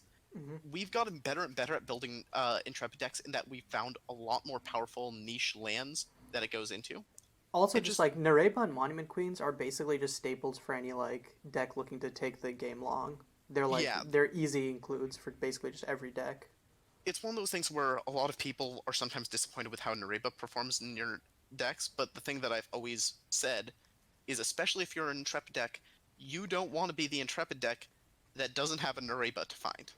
Because if you have a Nareba and your opponent doesn't, and it's one of those games that does come down to cards, you're going to beat them because you're drawing 3 cards a turn to their 1, and that's just not a amount of card advantage you can make up. Yeah, I Um, think the opportunity cost of running Nareba is pretty low.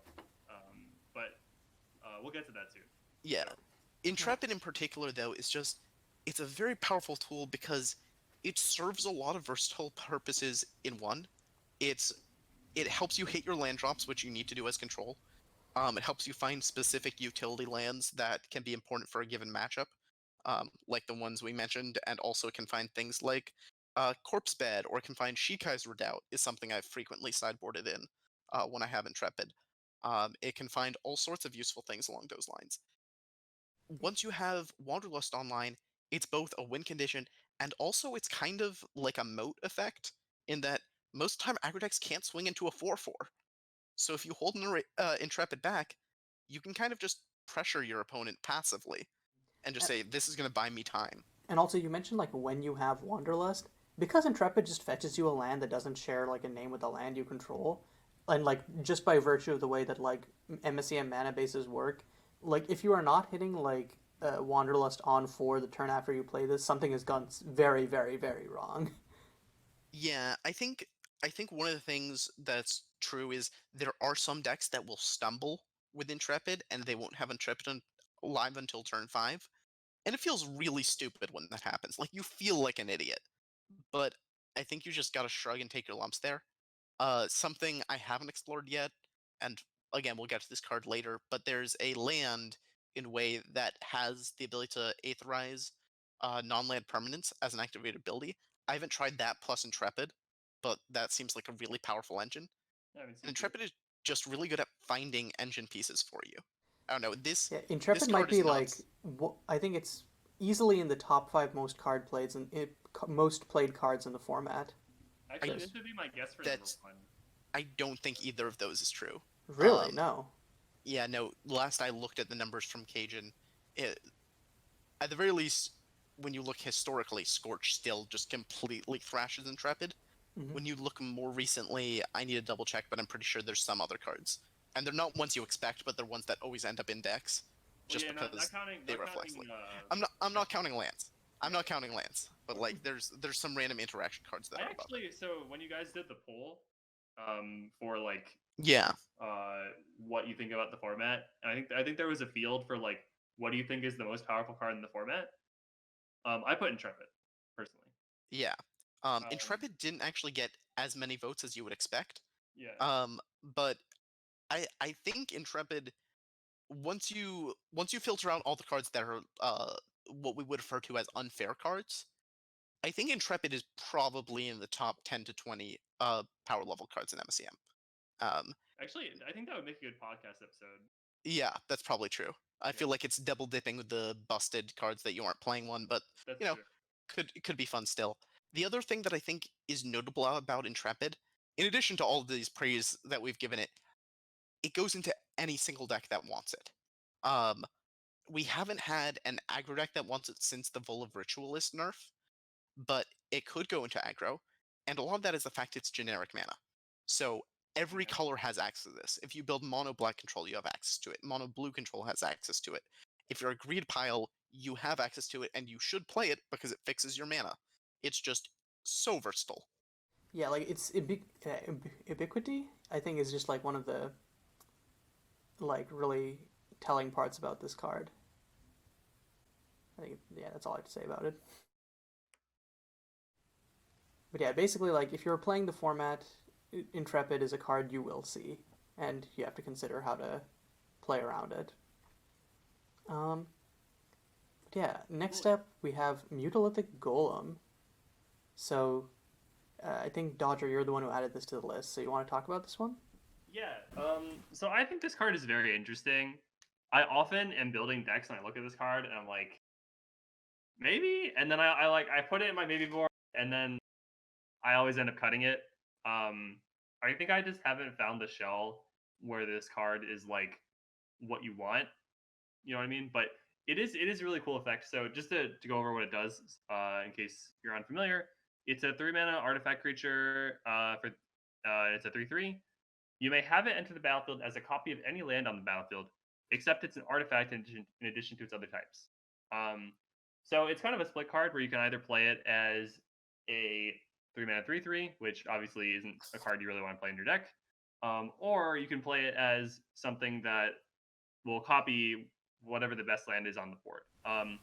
Now we were just talking about how MSEM has all these great utility lands, right?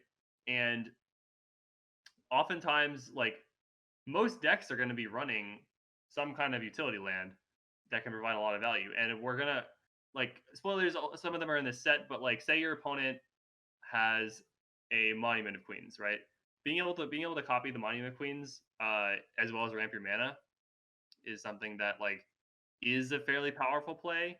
It's not. I'm always a little concerned about like whether like the average case of playing this card, which is just going to be like a 3-mana ref spell, is really worth it. I think for a deck to really want this, you need to also care about the fact that it's an artifact. And unfortunately, I haven't really found the shell where that's enough. Although I don't really build artifact decks ever, so yeah. What are you guys' thoughts on it? So I actually put it in a MSEDH deck recently, because the fact that it's an artifact is really good synergy with a Roland. And I figured that people would be fairly likely to have lands worth copying in EDH. And the fact that it enters untapped also means it's technically a decent ramp piece. Like 3 mana isn't great, but since it enters untapped, especially in EDH, you get a little bit of breathing room.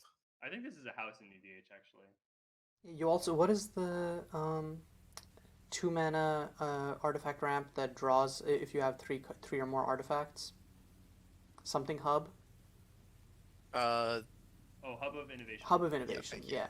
So, I think like not embarrassing with that. So I think it's just like I think the problem with it in MSEM is that it like which and this sounds kind of crazy for like I guess like 3 mana colorless ramp is that it's just a little bit too slow or like inefficient compared to other options. So I think that like you would definitely need to, for some reason, care about the artifact part of it. I do think like, so let's say you're playing like, I don't know, like a mono white artifact deck or something like that, and you happen to also maybe want ramp. And you happen to also care This about this is a very out there hypothetical. I am just gonna say. Yeah, but maybe like just the fact that this is ramp that is also potentially playable as a 3-mana 3/3, which obviously is below the curve for MSEM standards, but there are some games where you just need someone to attack with, and this kills in 6 hits. I don't know. I guess like I feel like this is a very interesting card, and it's one that I want to be good. But unfortunately, I just think it isn't right now, and may not ever be. Yeah, I kind of vibe with that. I'm sad. Mm-hmm. Okay. Yeah. We were talking a little bit earlier about casting the Simian Spirit Guide, and I will say this is better than the Simian Spirit Guide when you have to cast it, but that's kind of all I have to say about it. Yeah. Yeah. Cool. I'm sorry that made you sad, but going to a card that makes me very happy, Rippling Curtain. It's XXX, and it enters the battlefield with X charge counters on it, though usually you're going to be playing this for a single charge counter, so for 3 mana. And at the beginning of your end step, you Aetherize up to X target permanents you control. So it's dumb and it doesn't do anything on its own, but as a value piece when you build around it, this does some insane value stuff. I've seen this in a bunch of shells. You Aetherize like Bottle Lightnings. You Aetherize Backwoods Cultivator. You Aetherize stuff like Sights Beyond. There's a bunch of stuff, and like because it Aetherizes permanents, like you have like a lot of coverage that you can like hit with this. I don't know, like I feel like I'm at a loss for words for talking about the things that this card can do because it's both very simple and very broad. It's pretty funny actually because in Canon Magic you have a card like Conjurer's Closet, which is a 5-mana effect that does essentially the same thing except only on creatures. And then you look at this card, and it's like you can get the same thing for 3 mana, and it hits permanents, and for 1 more mana you can do two charge counters, and then you get 2 Aetherizes. So like, it feels so much better than a card like Conjurer's Closet, which obviously is not a good card for competitive constructed, but I think like just having access to this ability in every color means that there's a lot of like just wide open potential for what you can do with it. And it is pretty exciting when you think about that kind of thing. I hate to be a downer, but even if you dump 9 mana into this, it still has a CMC of 0. And that means it gets hit by Pith Wilt. It does get hit by Pitbull, and I I don't know. the way I felt about it, and when I was playing when I was playing with and against decks with it, is that you generally are gonna like pack up with like a density of like Pitwilt threats that are all like, look at me, you should kill me, and the problem is like you are not gonna have removal for all of them, so you need to either be doing the like go over the top thing, or basically what I'm saying is like the things that you are aetherizing with this need to be threats in their own right. You cannot just be like, well, they're good value pieces if I get to aetherize them a few times. And that way, like even if your Rippling Current gets aetherized, you still have like your backup game plan is not embarrassing at all. I mean, if they don't have the Pitbull immediately, you hopefully should be able to get at least some value out of this when you play it. So I guess my issue with it, and I've played against a couple of Rippling Current decks, but it was also fairly shortly after Way came out, so it's possible they've gotten better since then. As a chronic control player, it's usually really easy to just make the decision. Okay, well, I'll either if I can answer their Rippling Current, I'll do that. But if I can't, I'll just answer the issues. So I had a game where my opponent resolved like a turn 1 Rippling Current, and then I just was able to remove a bunch of the potential aetherized targets. Or another game I had the reverse happen where they played a bunch of things with like one-shot ETBs that kind of didn't do anything once they were in play, and then spent a bunch of mana on Rippling Current that I just answered before the end step, and it's like, cool, the deck kind of just sits there. Like, I feel like what we need for me to be convinced that Rippling Current isn't just like an exciting Timmy card, that it's actually like a real card, is I think I would want to see some redundancy. And the builds that I've seen haven't had Redundancy in the realistic form of perhaps redundancy. like Will of the Fickle Lord. Yeah, I mean, Will of the Fickle Lord helps a lot. It's not serving the exact same purpose, but like, I think it's also a better card than Rippling Curtain by a pretty Yeah, large I would margin. agree. Yeah. I think if you're a deck that wants Will of Lord, I actually feel like that wants Rippling Curtain. Yeah. Mm-hmm. Well, maybe not entirely, but yeah. If I was going to build a Will of Lord deck, it wouldn't have. Yeah, I think that like I guess my feeling is that like coming back around is I don't think that you make Rippling Curtain good by having redundancy of it.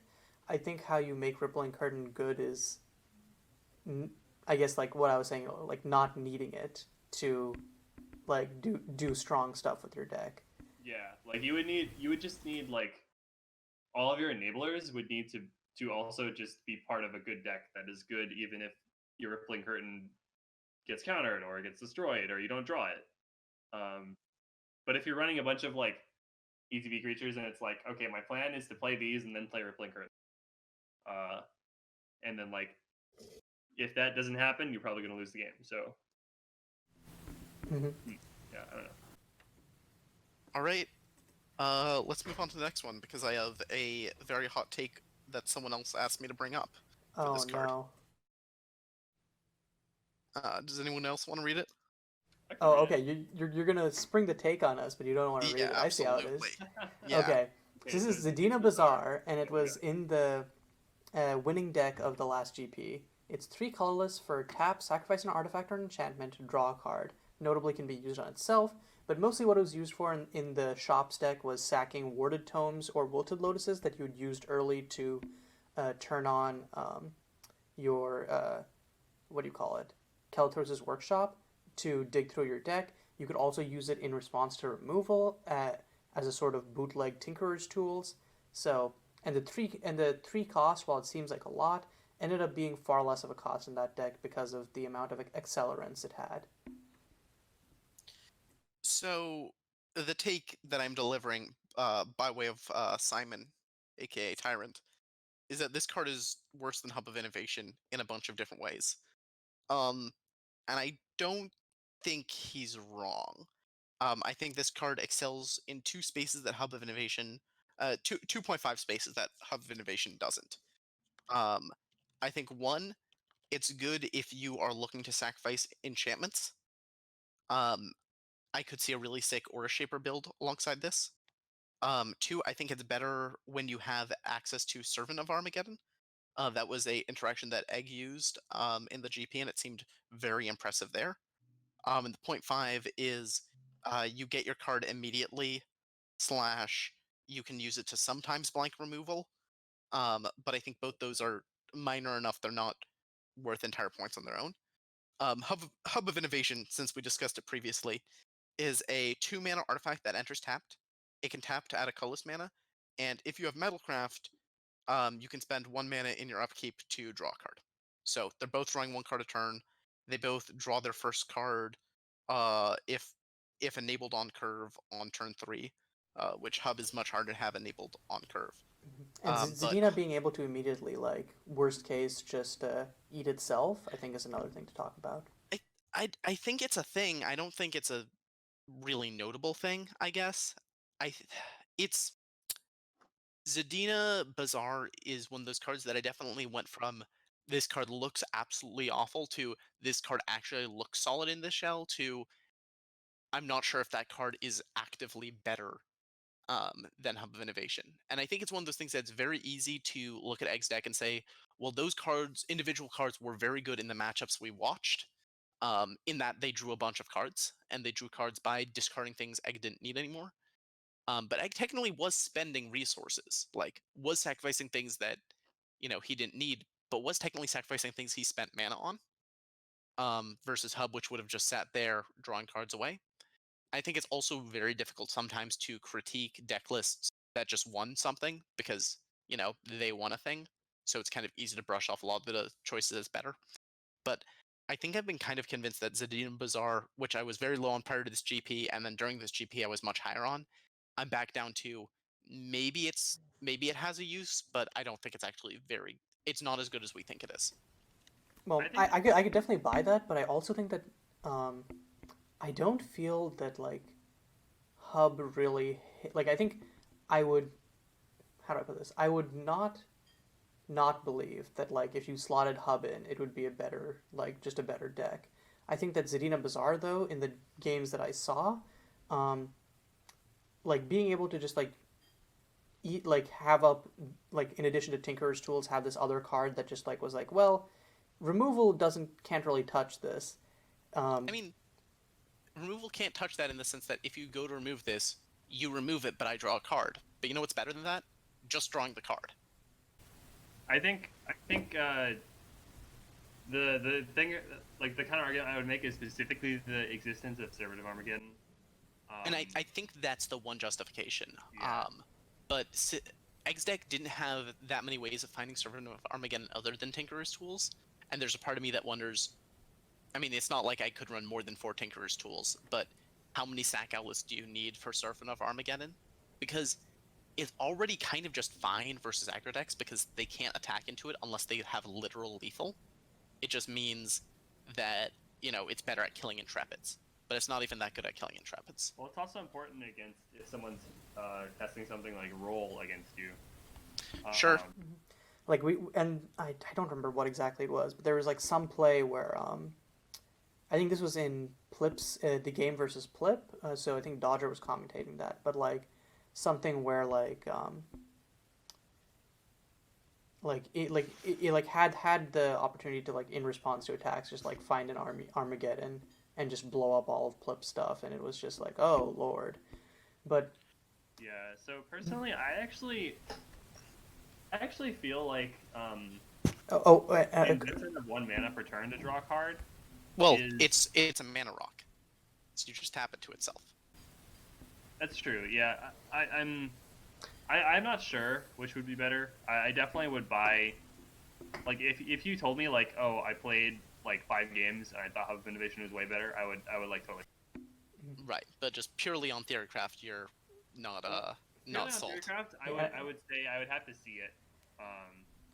Also, like, think, this is like a niche use for the Bazaar, but, like, being able to just, like, turn off additional effects of removal spells, like stuff like blanking mementos of Descent of the Helpless, like, I think that's like an additional niche that gives it like I think it like there's like lots of little things about it that add up to my evaluation rather than Hub, which is just like face value, obviously a really great card. If that makes sense. That, I mean, that would be in the point five. I don't know. I think I'm a big proponent of don't play cards because they have a bunch of niche little circumstances where they make you feel really smart for using them. Just play the card that is does the thing more efficiently.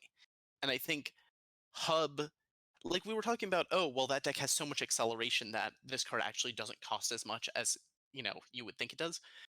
But the way it gets that acceleration is by having a bunch of artifacts in play to begin with. Like, this card is clunky as hell if that deck hasn't already gotten a bunch of artifacts out.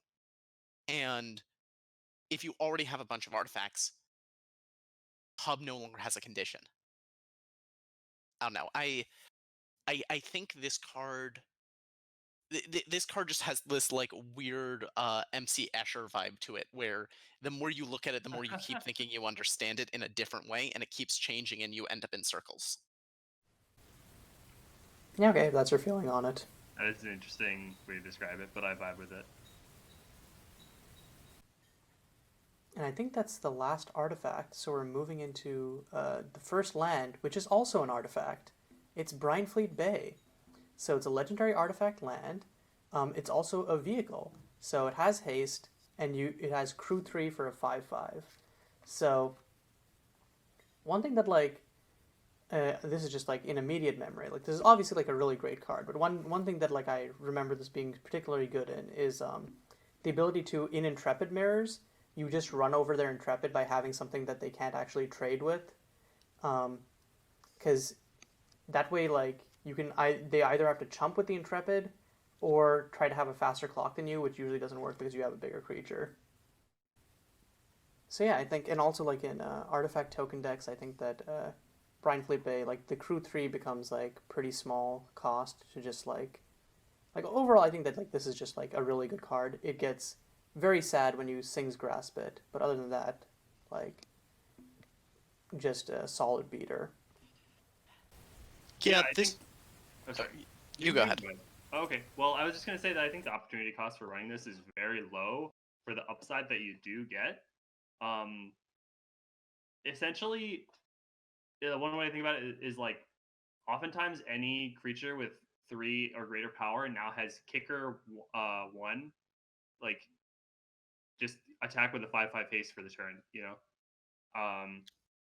And obviously like that creature can't block on the next turn, and that kind of messes with it a little bit. But that makes this land very unique, I think, where other lands don't really get to do that kind of thing for the little mana investment.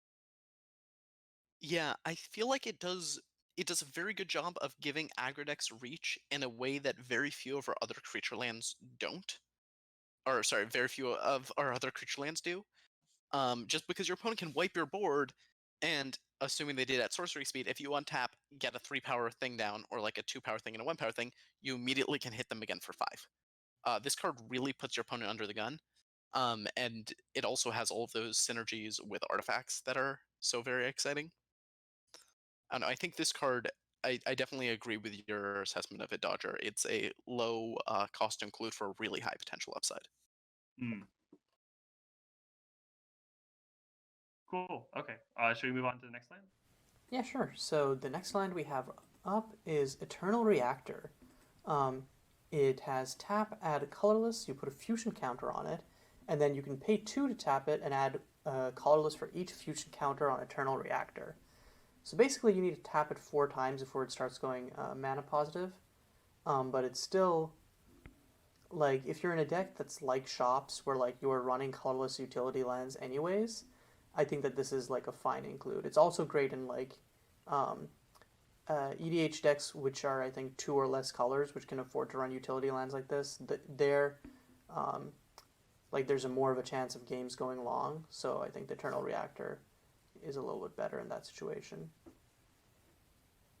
I'm very low on this card in a vacuum. I think the form has so many good colorless utility lands, you can't really justify running this over any of them unless you can abuse it a lot. And Dodger has a list that abuses it in a way that is particularly impressive to me. So that's basically the only list I've seen in where I think, yeah, that should be in that list.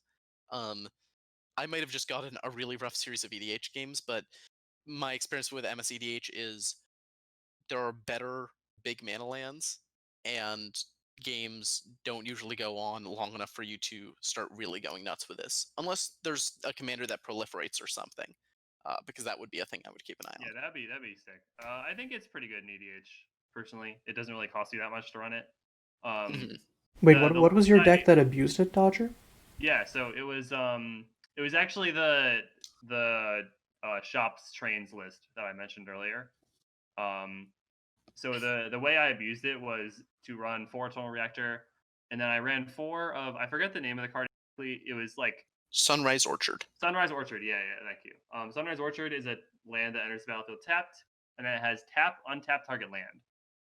Oh, Or untap okay. another great land. So yeah, essentially the nut draw is you go turn 1 Eternal Reactor, or sorry, you go turn 1 Sunrise Orchard, turn 2 Eternal Reactor, tap it, untap it, tap it again, and then play something, right? And like this actually allows you to get you can also do that on turn. You can essentially double the number of counters you're putting on every turn. So by turn 4, you've now got 4 counters. You've untapped and your reactor already has 4 counters on it. So you can either like get a bit of ramp now. You can double invest into it to get it into 6 counters, or you can like kind of do the hybrid where you like tap it for 1 mana, put a counter on it, and then you untap it, and then you generate 5 mana all of a sudden. So that allows you some very powerful plays in a colorless deck. Even if like you're not like you're not really investing any cards into it. It's just like if you get these 2 lands, like boom, you get a bunch of ramp. Like that's it. Um, so I think that So I what you're don't think saying is it's Tron. it's kind of like Tron. It's a bit slower, but it also scales infinitely. So that's kind of cool. I think like I think that in that deck in particular, it was really good because the deck could just use a lot of mana, given that it was running 8 trains and then um, just a ton of cantripping artifacts. So you would like cantrip until you find a train, play it, and then keep cantripping, and then like eventually would try to win the game, right? So having those 2 lands just be able to power your mana base without actually needing to run very many like mana rocks really helps a lot. Um, I think like in Egg's list, I'm not sure if I would try to include that package of 8 lands because it does take up a fair amount of space. But like Sunrise Orchard is still pretty good with cards like Brine Bay and Calderos's Workshop. So like it's not out of the question, I don't think. Sounds good. Okay, Yeah. so next up we have Fractured Reach. Um, it's a land with tap, add colorless, but the most important part is that on an opponent's turn you can add 1 mana of any color. Um, and like we have like a surprising suite of lands that like essentially can allow you to add 1 mana of any color. I recently ran this in an Oops All Instance deck, which basically was a control deck that like its name said, only ran instants and used that to run some of the better interaction in the format. I think that like outside of that list or outside of like lists similar to it, I don't know whether Fractured Reach is super great. I think that one thing that really I think is better about it than some of the other like conditional untapped 5 color lands that we have is that you can use it on your own turn to add colorless, while some of the others they can only be used for specific purposes. They don't have like a fallback mode. So Reach has been a Fractured Reach has been good for me in that respect. But yeah, I think it's a very like it's got a very narrow niche and it plays well in that. Yeah, my feeling on this card is you know if you want it, and if you want it, it's great. Yeah, I agree. It's like fairly obvious when this card should be in your deck and when it shouldn't. Mm-hmm. Next up, there's Gilded Gulch, which I think is kind of a similarly like linear land, where you're usually never playing it for the actual land part of it. What it does though is that when you discard it, it creates a treasure token. So I think there's lots of or not lots, but there's like a handful of like combo decks or like dredge style lists which abuse that property of it to like net some mana. Yeah, I mean, being able to get a free treasure is actually a pretty big game because you see decks like decks like Storm will run eight Simeon or four Simeon Spirit Guide, four Elder Spirit Guide, and like so clearly like that kind of effect is powerful if you can make use of the fast mana. And being able to actually not even go down on cards if you're running like if you play like something like Wheat from Chaff and then discard Gilded Gulch, like that's actually a very powerful play. Because now your looting spell is just ramping you. Yeah, I think this card is a ticking time bomb, and it's not remotely okay. It's mana from nothing, which we know is very scary. Something to keep in mind, and this is one of those things that I always regret saying after I point it out because it leads to a bunch of stupid decks. We have redundancy for this. We have another land that's a taps to only add generic, but it has effectively unearthed 0. Right. So if you really want, you can set a lot of decks up so that you can fairly reliably discard to add mana. And there's a card on the ban list because it did exactly that. So I would Yeah, I I've would already strongly actually recommend I didn't if you even want to. think of that, but like I Yeah, if already brewed up some decks with the unearthed land, like some stupid like turn 2 to turn 1 reanimator decks. So I think yeah, now that you mentioned that Gilded Gulch is kind of does a similar thing. yeah, I Yeah, think I could definitely see adding it. I think with the introduction of the Torment lands as well, these kind of strategies become easier and easier to pull off Yep. consistently. Um. Yeah. Cool. All right. Cool, yeah. Next card. Yeah. Next. So Oh next yeah, card. okay, yeah. Of course you're Yeah, gonna talk about I this. also get dibs on this one. I'm sorry, but again, see scoreboard. So Heart of Zadina, legendary land, taps to add colorless or 3 mana tap. Choose a color for each differently named land you control. Add 1 mana of that color. Um, this is the big mana land. Like this is the one you go to. If you have a deck that you're trying to, get to 7 mana and do stupid stuff, run this. It starts netting you mana when you hit 5 lands, and very conveniently, it means 5 lands produce 6 mana, which is enough to cast Roll. Um, it also means that you hit 12 mana. I think it's around like 8 lands. That yeah, 8 lands is 12 mana, which is the amount of mana you need to kill someone with Mastery of the Veil. Heart of Zanina is ludicrously powerful. It is Remember when it used to not just add 1 mana of any color? when it could make any combination of colors with mana. That was an effect where it's like I think It's I overkill on top of like you could yeah, yeah. it's one of those things. I never had a game where that technically mattered. All of the games I had where I was like, I can't keep track of what color of mana this is, just assume it's the right ones. I was winning those already. I was just Yeah. kind of by that point demonstrating, look at how much stuff I have. But I do think the from a bookkeeping perspective, that was a good change. Yeah, and Uh, from in MSEDH, like this card just has been slapping a lot from what I've been seeing. Um, like even in Probably. monocolor decks, you can just run enough utility lands to just make this like easily generate like net mana on curve, and like obviously like everyone knows like EDH is like a format of like that at like most tables, it's like a very rampy format, and Heart just plays well into that. Yeah. One thing I heard someone complaining about, which I disagree with, is I really like the fact that Heart is generic. The fact that it can slot into so many different shells is something that I really adore about it, because it takes away the kind of fundamental color imbalance of ramp. Where I've had my pet deck for a really long time was Bug Heart Attack, because Recall Forgotten Aeons is a pretty okay Magic card. But this GP, I basically did an experiment and said, what happens if I cut all of the counter magic and played a bunch of discard spells instead, and brewed Abzan Heart Attack. And Heart of Zadina just it means you can very cleanly make that switch. Like Intrepid's colorless, anyone can run Intrepid, anyone can run Heart. As long as you're a big mana deck, you can make it happen. Notably, I don't think I don't think this should be a core part of everyone's Intrepid package in Constructed. I realized as I was saying that it sounded like I was suggesting that. I think this card is really bad unless you are the type of deck that regularly wants to hit 7 mana. Yeah. And those decks are not very common.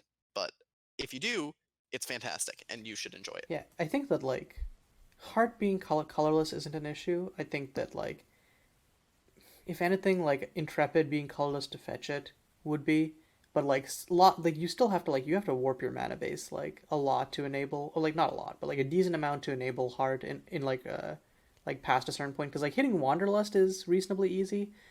Getting like all of your lands to be a different name past a certain turn is not. So, and yeah, I think that like it's just a fun card overall. You get to do some nutty stuff in Magic, and I think who doesn't play Magic to do some over the top crazy stuff? Absolutely. And I think that's about it for that card. So next up we have Idravir, the Last City. It's an Animus land, which basically means it's a creature land. It has Undying, and you can pay 2 mana to make it a 2/2. I think that like the main reason that I feel like you would use this is a land which you wouldn't mind sacrificing, um, Hmm. to, or like using, or like yeah, like sacking to some effect because you'll just get it back. I think that it being a like creature land is fine, but I don't think that's the primary like attraction of this card. Hey guys, I just did some math and realized a kind of messed up thing about this card. Um, if you play a second copy of it, you can actually hit 4 mana on turn 2. Oh hey, Yeah, So you that is play, true. so you tap it for C, you play a second one, you sacrifice the original, the tapped one. Yeah. Undying triggers on the stack, you tap the second one. First one comes back, second one dies, tap the first one, second one undies, tap it. You're at 4 mana. Oh my You, god. I don't, like, that's kind of the nuts, but that's also kind of messed up that you can do that. and yeah, Undying being a trigger allows you to do some really stupid things with the fact this is legendary. yeah, and like That's who pretty was it that cool. recently had like some Oh, it was coveted Peacock's deck. I don't know if this. yeah. I didn't read too much into it, so I don't know if this is the type of land that would slot in there. But if it is, that's another shell for it. Um, Simon and I were also looking recently. There's a card in Goliaths of Ninjao, which is white black 3. For each player chooses a permanent of each type and sacrifices the rest. And so we were looking into what lands we had that could make mana when you sacrifice them, like that could keep you up, keep you having a mana advantage over your opponent. Oh, like And Right, Prismite yeah. Vault and stuff. So the basically like, exactly, so it basically comes back to like what lands are good for Moo Wildfire deck. yeah, exactly. When you wildfire someone, how do you really abuse the fact that you just wildfired them? And I think this card's an entirely serviceable one. Also, the fact that like we kind of brushed off the fact it's creature land, but it's also creature land that doesn't bite it to exeunt, so Yeah. that's kind of nice. I mean, they gotta spend 2 removal spells that are both Yeah, speed if to kill this. And, if your land 2-for-1 someone, that's a pretty goddamn good situation to be in. yeah, and like I would feel pretty bad about attacking into this with anything with 2 toughness. Oh, absolutely. Yeah. So yeah, I think I have basically seen this card in 0 lists, and I think that's kind of criminal. So I don't hope know about hope criminal, but I definitely think it should be showing up more. It's Simon's running it in a green white mid range deck that abuses storied synergies because it's storied. oh god, yeah, okay. It has a Green Woods Outrider, I think is the card name. Which Oh green yeah, I green remember this. 3/3 haste. When it enters the battlefield, creatures you control get +X/+X, where X is the number of storied permanents you control, and gain trample until end of turn. Yeah, I played Gotcha, against gotcha. that deck. Okay, but yeah, basically this card like has an obvious axis on which it is nutty, and then several other things that it can do that are dumb. You're not playing this card enough. Play this card more. End Hmm. of end of card. The next card is a very similar usage, Chrismite Vault. It's just a legendary land, but when it's put into a battlefield, you create basically Punch 5 color put in the mox. graveyard from the battlefield. Oh yeah, put in the graveyard from the battlefield. Very different. You can't Oracle's Vision for this, no. But yeah, similar thing of like you can sack it and you get a better land out of the deal, or land, quote unquote. Yeah, the fact it's legendary also helps there. Like So yeah, you can it's just like easier to naturally enable. sack copies like if you have multiple. I think Crush was playing this in some combo deck because Crush. And Coveted Peacock is now running this in another combo style deck. It's a deck where it's one of those cards that I will never touch because it doesn't go in the types of decks I'm interested in playing, but I have to acknowledge the fact that it is doing something uniquely useful. If you're going off with something like Chrismite Purveyor as well, this is probably a 4 of in that deck. I mean, Chrismite Purveyor needs. You don't usually put sack engines in your deck for that. You're using things that kind of natively sack things. Although I guess it's nuts with You Vivid could run Sack Mirage. Engine too, though. Yeah, yeah. Never mind. That's probably good there. Yeah. So next up we have Monument of Queens. This is one of the two lands we were talking about earlier that's kind of become the standard for any slow deck to be running. So it's got big keyword soup, but the main ones are lifelink, flying, trample, vigilance. The first strike rarely matters, but I've had that come up in a very, very obnoxious Actually, way. I think the first strike is pretty relevant because You can't attack into it. yeah, like Okay, it yeah. makes it hard for people to actually kill through it because if you block something without first strike, or rather, if you block something and the other creatures that are hitting you don't have first strike, actually, even if they do, you'll still live through a lot of damage. Oh yeah, and I remember like we were when we were playing testing games, Dodger, the first strike plus the lifelink was like pretty obnoxious versus the paired pools deck. But yeah, I think like yeah. it's a very slow. It's like reasonably slow to get going because you have to pay 3 to put a +1/+1 counter on it and animate it. But since it can tap for itself, you're basically only paying 2 other lands. And if you're like a deck that regularly holds up mana anyways, this suddenly becomes like a very efficient sink and like a really good like win con because like you'll get like you can just if your opponent doesn't do anything worth interacting with, you just start tapping it and or like sorry, you start putting counters on it, and then once you hit like like 5 to 6 mana, you can start animating it on your turn and swinging in. Like it's just and like sorry, go ahead. I was just gonna say, like, you can also this can hit for 2 on 5 mana because, or rather, sorry, on 6 mana because you can pay 3 and animate it and then attack with it. And since it has vigilance, it won't be tapped, so you can tap it for mana to activate the ability while it's already attacking. Yep. The game I won versus Egg in our best of 3 when it was Podlight versus Esper Flash was pretty much only because of this card. Yeah. Oh yeah, I definitely had games where like you only win because you have this because it has like it. And then you only animate it at times it's awkward for your opponent to interact with. It can't be pith wilted, and then the lifelink is like allows you to come back from like so much. You randomly now have a 4/4, a 5/5 lifelinker that they can't block in any way that matters. Like I had a moment where someone tried to block it with like a ground creature, and it was like it has flying. And then another time, if someone tried to chump block it with a bird, it's like, it tramples. It's like, oh, then I'm just dead. And I was like, hell yeah, you are.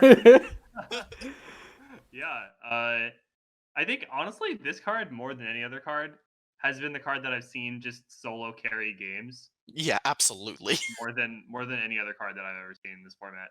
It's hilarious because I think it does it more than most, like, actual non-land permanents. Yeah. Like, it's in recent memory, I have seen this card kill more people than Villainy, which is goddamn impressive.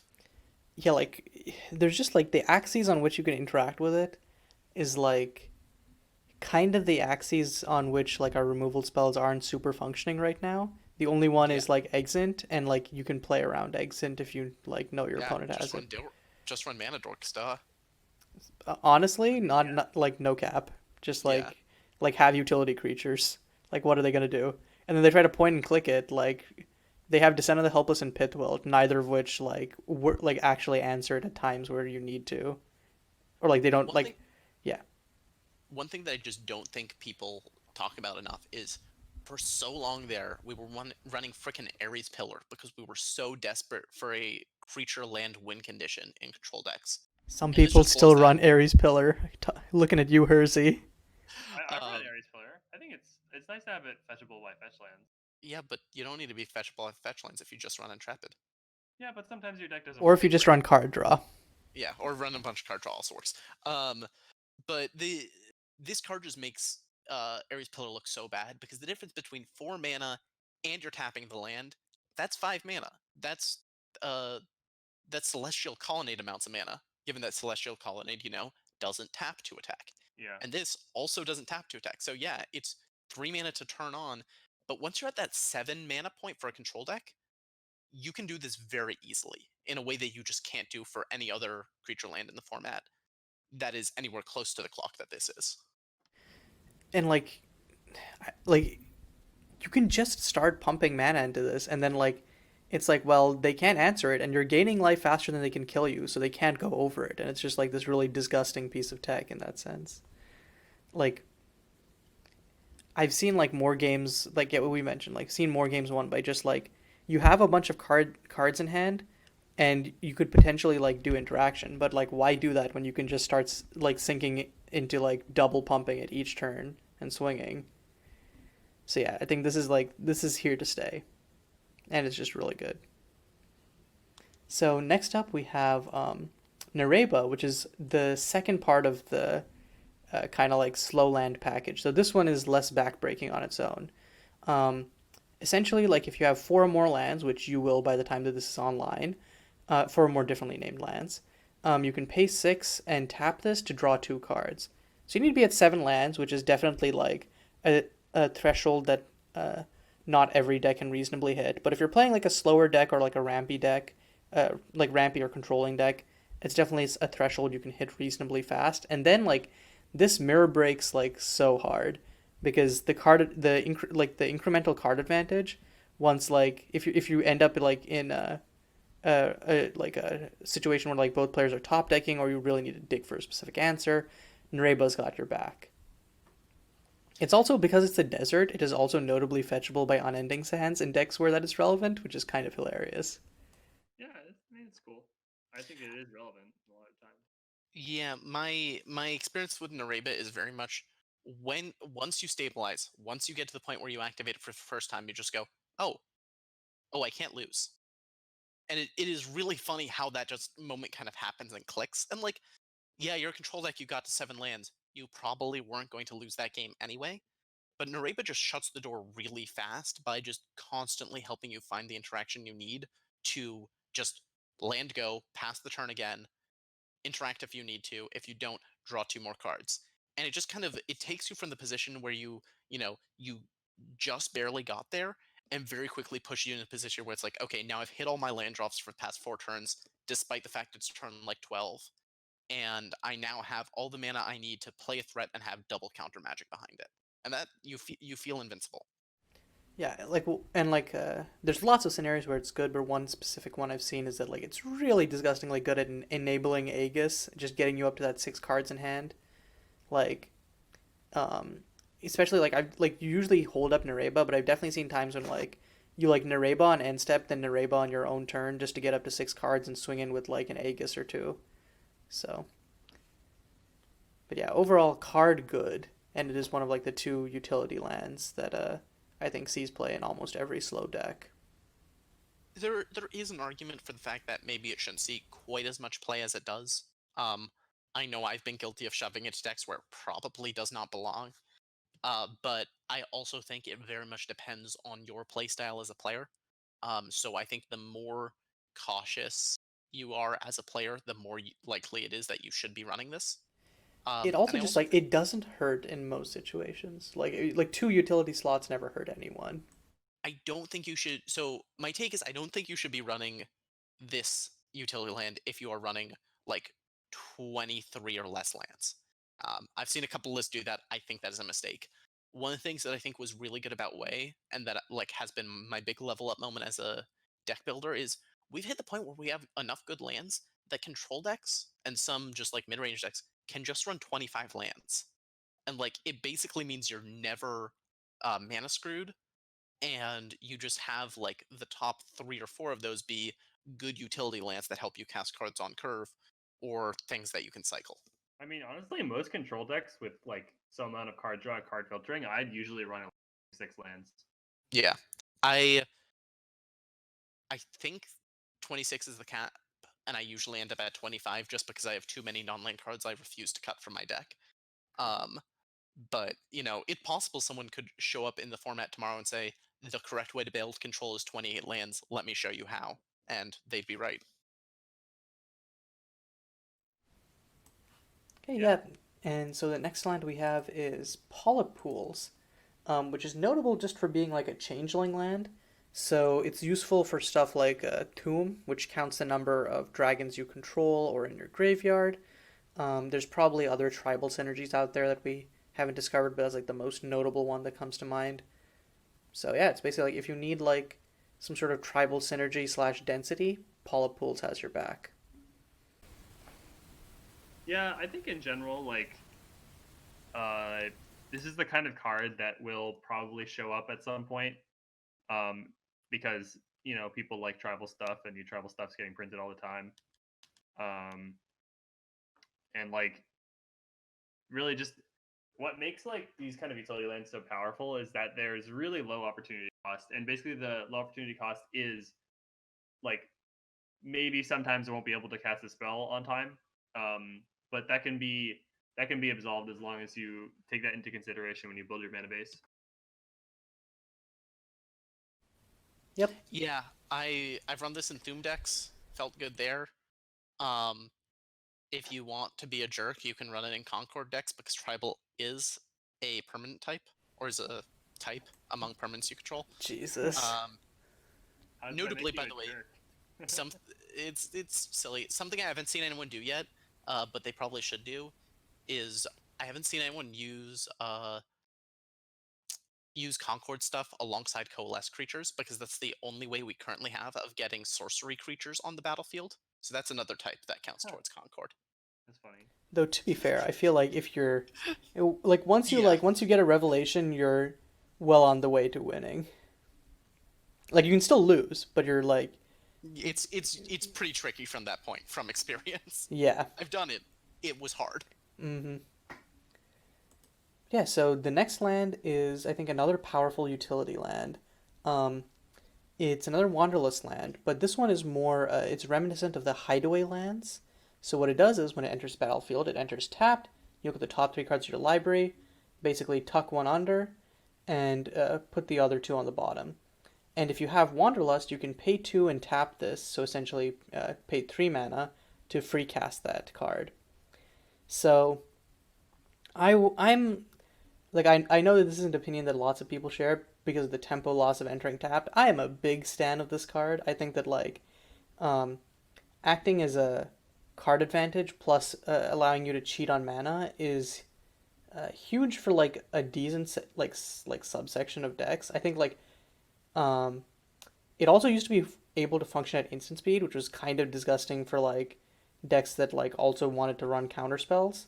Because you would be fine hitting interaction off of this and then free casting it off of the Sanctum. But yeah, I think as it is, or you could just like flash in like a win con on their end step. Now it's more reasonable, but I think that like if you're anywhere near a rampy deck and you're fine with the tempo loss, like Precursor Sanctum is big money. I kind of wonder if it's best to evaluate Precursor Sanctum as a spell slot rather than a land slot, because I think one thing that I've been struggling with is when I'm adding extra lands to my decks, I don't want them to be tapped lands because I want it to be having access to my mana as much as possible. But if you look at it as a spell that incidentally ramps you along the way, it gets stupider. Um, you also need to run a fairly high density though of 3+ CMC cards for this to be good. Yeah, I agree.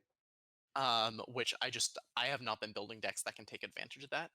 But like My hot the take is that also rug, like you're ru- also fine with like if you hit like a 3 CMC card off of this, it's still basically like drawing you a card. It's not great, but I think that like you're fine like running like Intrepid and some other 3 drops and then some like and then some like high roll cards like well roll. Um and then if even if you like only hit like an Intrepid, like sure, you drew a card. And then best case scenario, you get to like cheat on 3 mana and also draw a card. yeah. If you have 10 hits, this card has only a 43% chance of doing much. I think you really want to get it up to around like 15 for around a 58%. Honestly, you probably want to even higher. And by that point, like basically, I don't think you can count, especially because it's sorcery speed. You can't count any of your counter magic as that. You can't meaningfully count any of your you can't count most of your cheap interaction there, because if you're casting an Exeunt for 3 mana, like, yes, it drew you a card, but we're starting to get to the point where you could almost have Nareba online, or you could have a Monument of Queens. Like, I think it needs to be able to compete with the other most powerful utility lands in the format. And it doesn't do that unless you're running a fairly high density of cards that either break even on mana or win you the game on the spot. Um, and that's Y- not impossible by any means. Yeah, I think the best shell that I've seen for Precursor Sanctum is David had a basically like Oh a yeah, that Gyrudo, deck was awesome. yeah, a Gyrudo like deck where you basically just I like these are cards that are like not played enough, so I do not know their names, but you basically just play a bunch of clones on creatures that like look at the top something cards of your deck and like free cast or like free put creatures from there, and then you just get like a huge hasty board and like kill your opponent out of nowhere. And like Precursor Sanctum gave you like a way to start that chain off um, on a land. So it was, and like you had more than enough hits in that deck, so it was completely fine. But yeah, unless anyone has anything else to say on this card, I'm gonna be moving along to what I think is. No, it is not. Okay, never mind. Never mind. I thought it was our last card. That's because of one of our upcoming cards is a little bit different. But before we get to that, we have Promethean Grotto. Um, it's playable from your graveyard, and it has cycling too. It's a pretty simple design, but it's reasonably solid.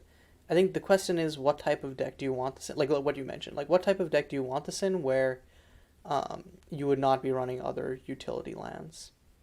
So I actually disagree. I think this card is kind of nuts. Um, Hmm. I think the main issue with this card is that it's worse than a card we're going to talk about in a little bit. But eh, cycling cycling is good to have on lands. The cycling duels from TGE are probably the best cards from that set. Um, and the fact that you can play this from your graveyard, so it is not just card parity, it's actual card advantage, is kind of gross. I think the most nuts case scenario is if you start having an engine, or you have other ways to discard it or mill it over, because then it turns those card effects from card disadvantage or card neutral to card advantage, and then it starts to get exciting. The main issue is the fact it only taps for colorless, but it enters untapped. Like, I think this card is just good. Yeah, and you can also do a lot of abuse with this if you're running like a deck that wants to sacrifice lands, because like you can repeatedly play this. It doesn't like it's not a one-time effect. So and there's even infinite potential there if you have like Conjure of Bounty plus a sack outlet, so you could get like infinite landfall triggers, or I don't know, just infinite uses of the sack outlet or whatever you want. But like, not only is it very good in a vacuum, but like you can also just do a lot of like crazy synergy stuff with this. We have far fewer things that are infinite land sack outlets than I would want, unfortunately. Just started looking into that. That's a thing that you would Um, want. well, it would make this interesting. Um, I think I'm one of the few people in this format to register this next cycle, so I can go ahead and talk about them a little bit. Sure. Sure. All right, so the shifting cycle. They all tap for colorless, and they all have sacrifice it. Choose a basic land type other than insert land here. Create a tapped colorless land token that's a plane, or that's that land type and the chosen basic land type. So they're kind of build your own duels. Um, they're they're very similar actually to the Kahembo monocolor fetches. Mm. If you're not fetching for a basic. So the kind of average use case is they enter play. It doesn't require them to tap to sacrifice them. So you can tap them to add colorless the turn that you're still turning them into another land. So they're not they're kind of like a reverse version of that one BFZ land that adds 1 mana of any color on ETB. Um, Yeah. they're also nice because they put a land in your graveyard. They are an important part of the Chrismite Surveyor combo deck I was talking about earlier, where if you these are basically the only lands in the format where if you Vivid Mirage them, you can turn them into permanent ramp without taking 6 damage. So that's great. Um, yeah, they're so I played them in Dream Well because, as I mentioned, was really strapped for good land slots, and they were fine. These lands are never going to blow your socks off. I think you need to have synergies to make them worthwhile, but they are not tapped lands in most traditional senses, and you're not going to feel like an idiot for running them. Yeah. Yeah, I seems think like a solid you summed up evaluation. pretty much all my thoughts on it. Okay, and then next up we have Skylight Fortress, which I think Pip mentioned. Simon brought it up to both of us, and then was kind of like, huh. So it's essentially like, what's that one? Is it Cadrahawk? That like, or I don't. I think Cadrahawk is the custom Is version we the have. riff? Yeah, it's like Squadron Hawk, but it only Squad. finds you one at a time. So it's closer to the one they made in Ixalan. Mm-hmm. So yeah, but like it just finds other copies of itself when it enters the battlefield. And then Simon was like, hold on, that's actually card advantage. And yeah, I think, and I think like you don't even need to run like the full four to be happy be happy with it. I think like even at like 2 to 3, it's like not embarrassing. And if you go the full four, obviously like you can really start like pod racing at that point. Yeah, so I actually ran 4 of this in my the aforementioned like shops trains deck. Um, and I think it was really good there because just making sure you keep hitting your land drops is really important. So the deck doesn't run a huge number of lands, like maybe it runs like 20 lands, but if you just like if you draw 7 cards and like it's 6 spells and just the Skylight Fortress, like that is an absolutely heavable hand. Yeah, that's kind of It, insane. yeah, so like it also just allows you to cut down on lands in your deck, which I think is really important. So I love this card for sure. Obviously the deck building cost of like making sure you can still cast your spells is kind of important. But especially in a shops deck, I feel like this card is insane. Yeah, this card is so weird because on an intellectual level, I understand that what it's doing is objectively powerful, but I just can't quite grasp how. Like Simon talked to me for like a solid hour because I kept asking him, "Okay, but how is this good?" And like, I'm sorry, I know you're explaining things that are powerful. Like, yes, it's drawing you a card, but why? um, one slight issue I have with it, and this is going to sound so petty, is I've played a lot of control decks where I don't really play card advantage negative cards for my first couple turns. Like I'm just cantripping. Um, and that means if you're on the draw, you can't actually play this without discarding to maximum hand size, which kind of sucks. Um, I've I also mean, you played a can always lot of just discard the fortress, you know, like yeah, you choose not to find it usually. yeah. Um, but it it it feels sad. That's not a real complaint. It's a kind of fake complaint. Um, and then the other issue I've had with it is most of my previous control decks in recent memory don't have a lot of generic mana in them, so it's hard to justify a full colorless land that isn't quite as powerful as some of the other ones that we have. But it's possible that some of the slower decks that are currently on Nareba should actually be on Skylight Fortress instead, which I know sounds like heresy, but if you're intending to hit 5 to 6 lands, this is better than Nareba. Yeah, I'd buy that. I do actually feel like this card is really underrated. And again, just like what makes it so powerful to me, in my opinion, is that it guarantees you hit your next land drop. So, um, in any deck that like really cares about hitting like 4 to 5 mana and like just wants to be sure to hit a land drop every turn, this is a way to ensure you do that at literally no cost except making your spells a little harder to cast. Um, and if you're a deck that is like maybe either mostly artifact or has like enough mana filtering or whatever, that like that makes this card so like just such a huge role player into making sure that your deck is functioning well. Yeah, All right. overall card slaps. And thanks once again, thanks to Simon for bringing it to our attention because like I sure as hell did not like see this before that. So next up we have Starlight Beacon. I think we talked about this a little bit earlier before, but essentially it's a colorless land where you can pay 3 and tap it in order to aetherize target permanent you control.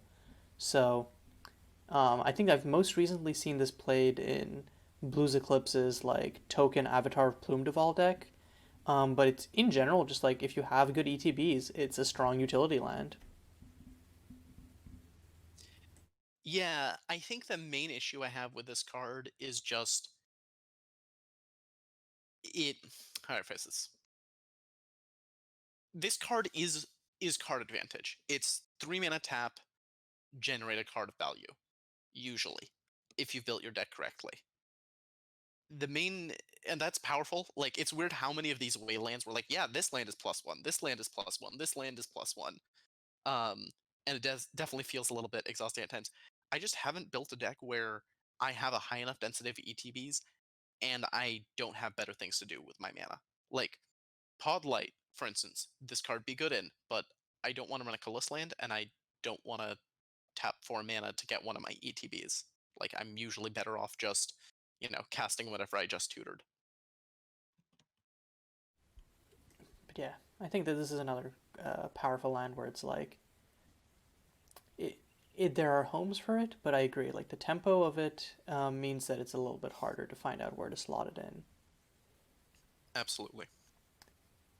Yeah. Next up, we have Urban Plaza, and I think this is of the lands we've talked about today. I think that this is probably the like hot. Like I don't think this is a hot take, but I think this is probably going to be like the hardest to make work in MSEM. But if it does work, it's probably going to be doing some interesting things. But essentially, you can either use it as a soul land or a fixing land to cast creature spells with no abilities. Um, Obviously, in competitive formats, it's a little hard to justify playing creatures with no abilities, let alone a deck full of them. So I'm not sure where this would come in, but I was wondering if you guys had any ideas as to that. I frankly do not. This card seems very bizarre to me. I honestly, I feel like the opportunity cost of making this card good is so high that I would just not be interested at all. Um, I don't know. That's just my take looking at it. Like I can't really think of very many vanilla creatures that are actually playable, if any. Yeah, we would Um, need like some crazy like stompy density and then like the ability to like somehow, but like the problem is like stompy cards usually have like high mana pip requirements and you usually want to be using yeah. this as ramp. So like I think it's in a very very very awkward spot is my So feeling. Hey kids, important thing to remember, Instigator has the is vanilla flag. So if you want to look through all of the vanillas in this format, you can. hmm yeah, that's not How something does we this should work be with? doing. Does this not work with morph, or does it work? Would it work with morph? It wouldn't work with Morph. When you Okay. cast a Morph spell, it has no abilities. Okay. Do and I guess I don't know if Okay, we have morphs in the format. I don't think we We do. But if have there's we more. have two types of morphs actually. Yeah. We have well, okay. actual morphs, and we have metamorphs, which are spells you cast face down. Okay. Well, I guess Which that's the wait, thing which here. sets did these come from? I guess Metamorphs comes from Surging Tides. Okay. I Oh, think that had mine has submerge something to anyways, do with it. right? So Yeah, exactly.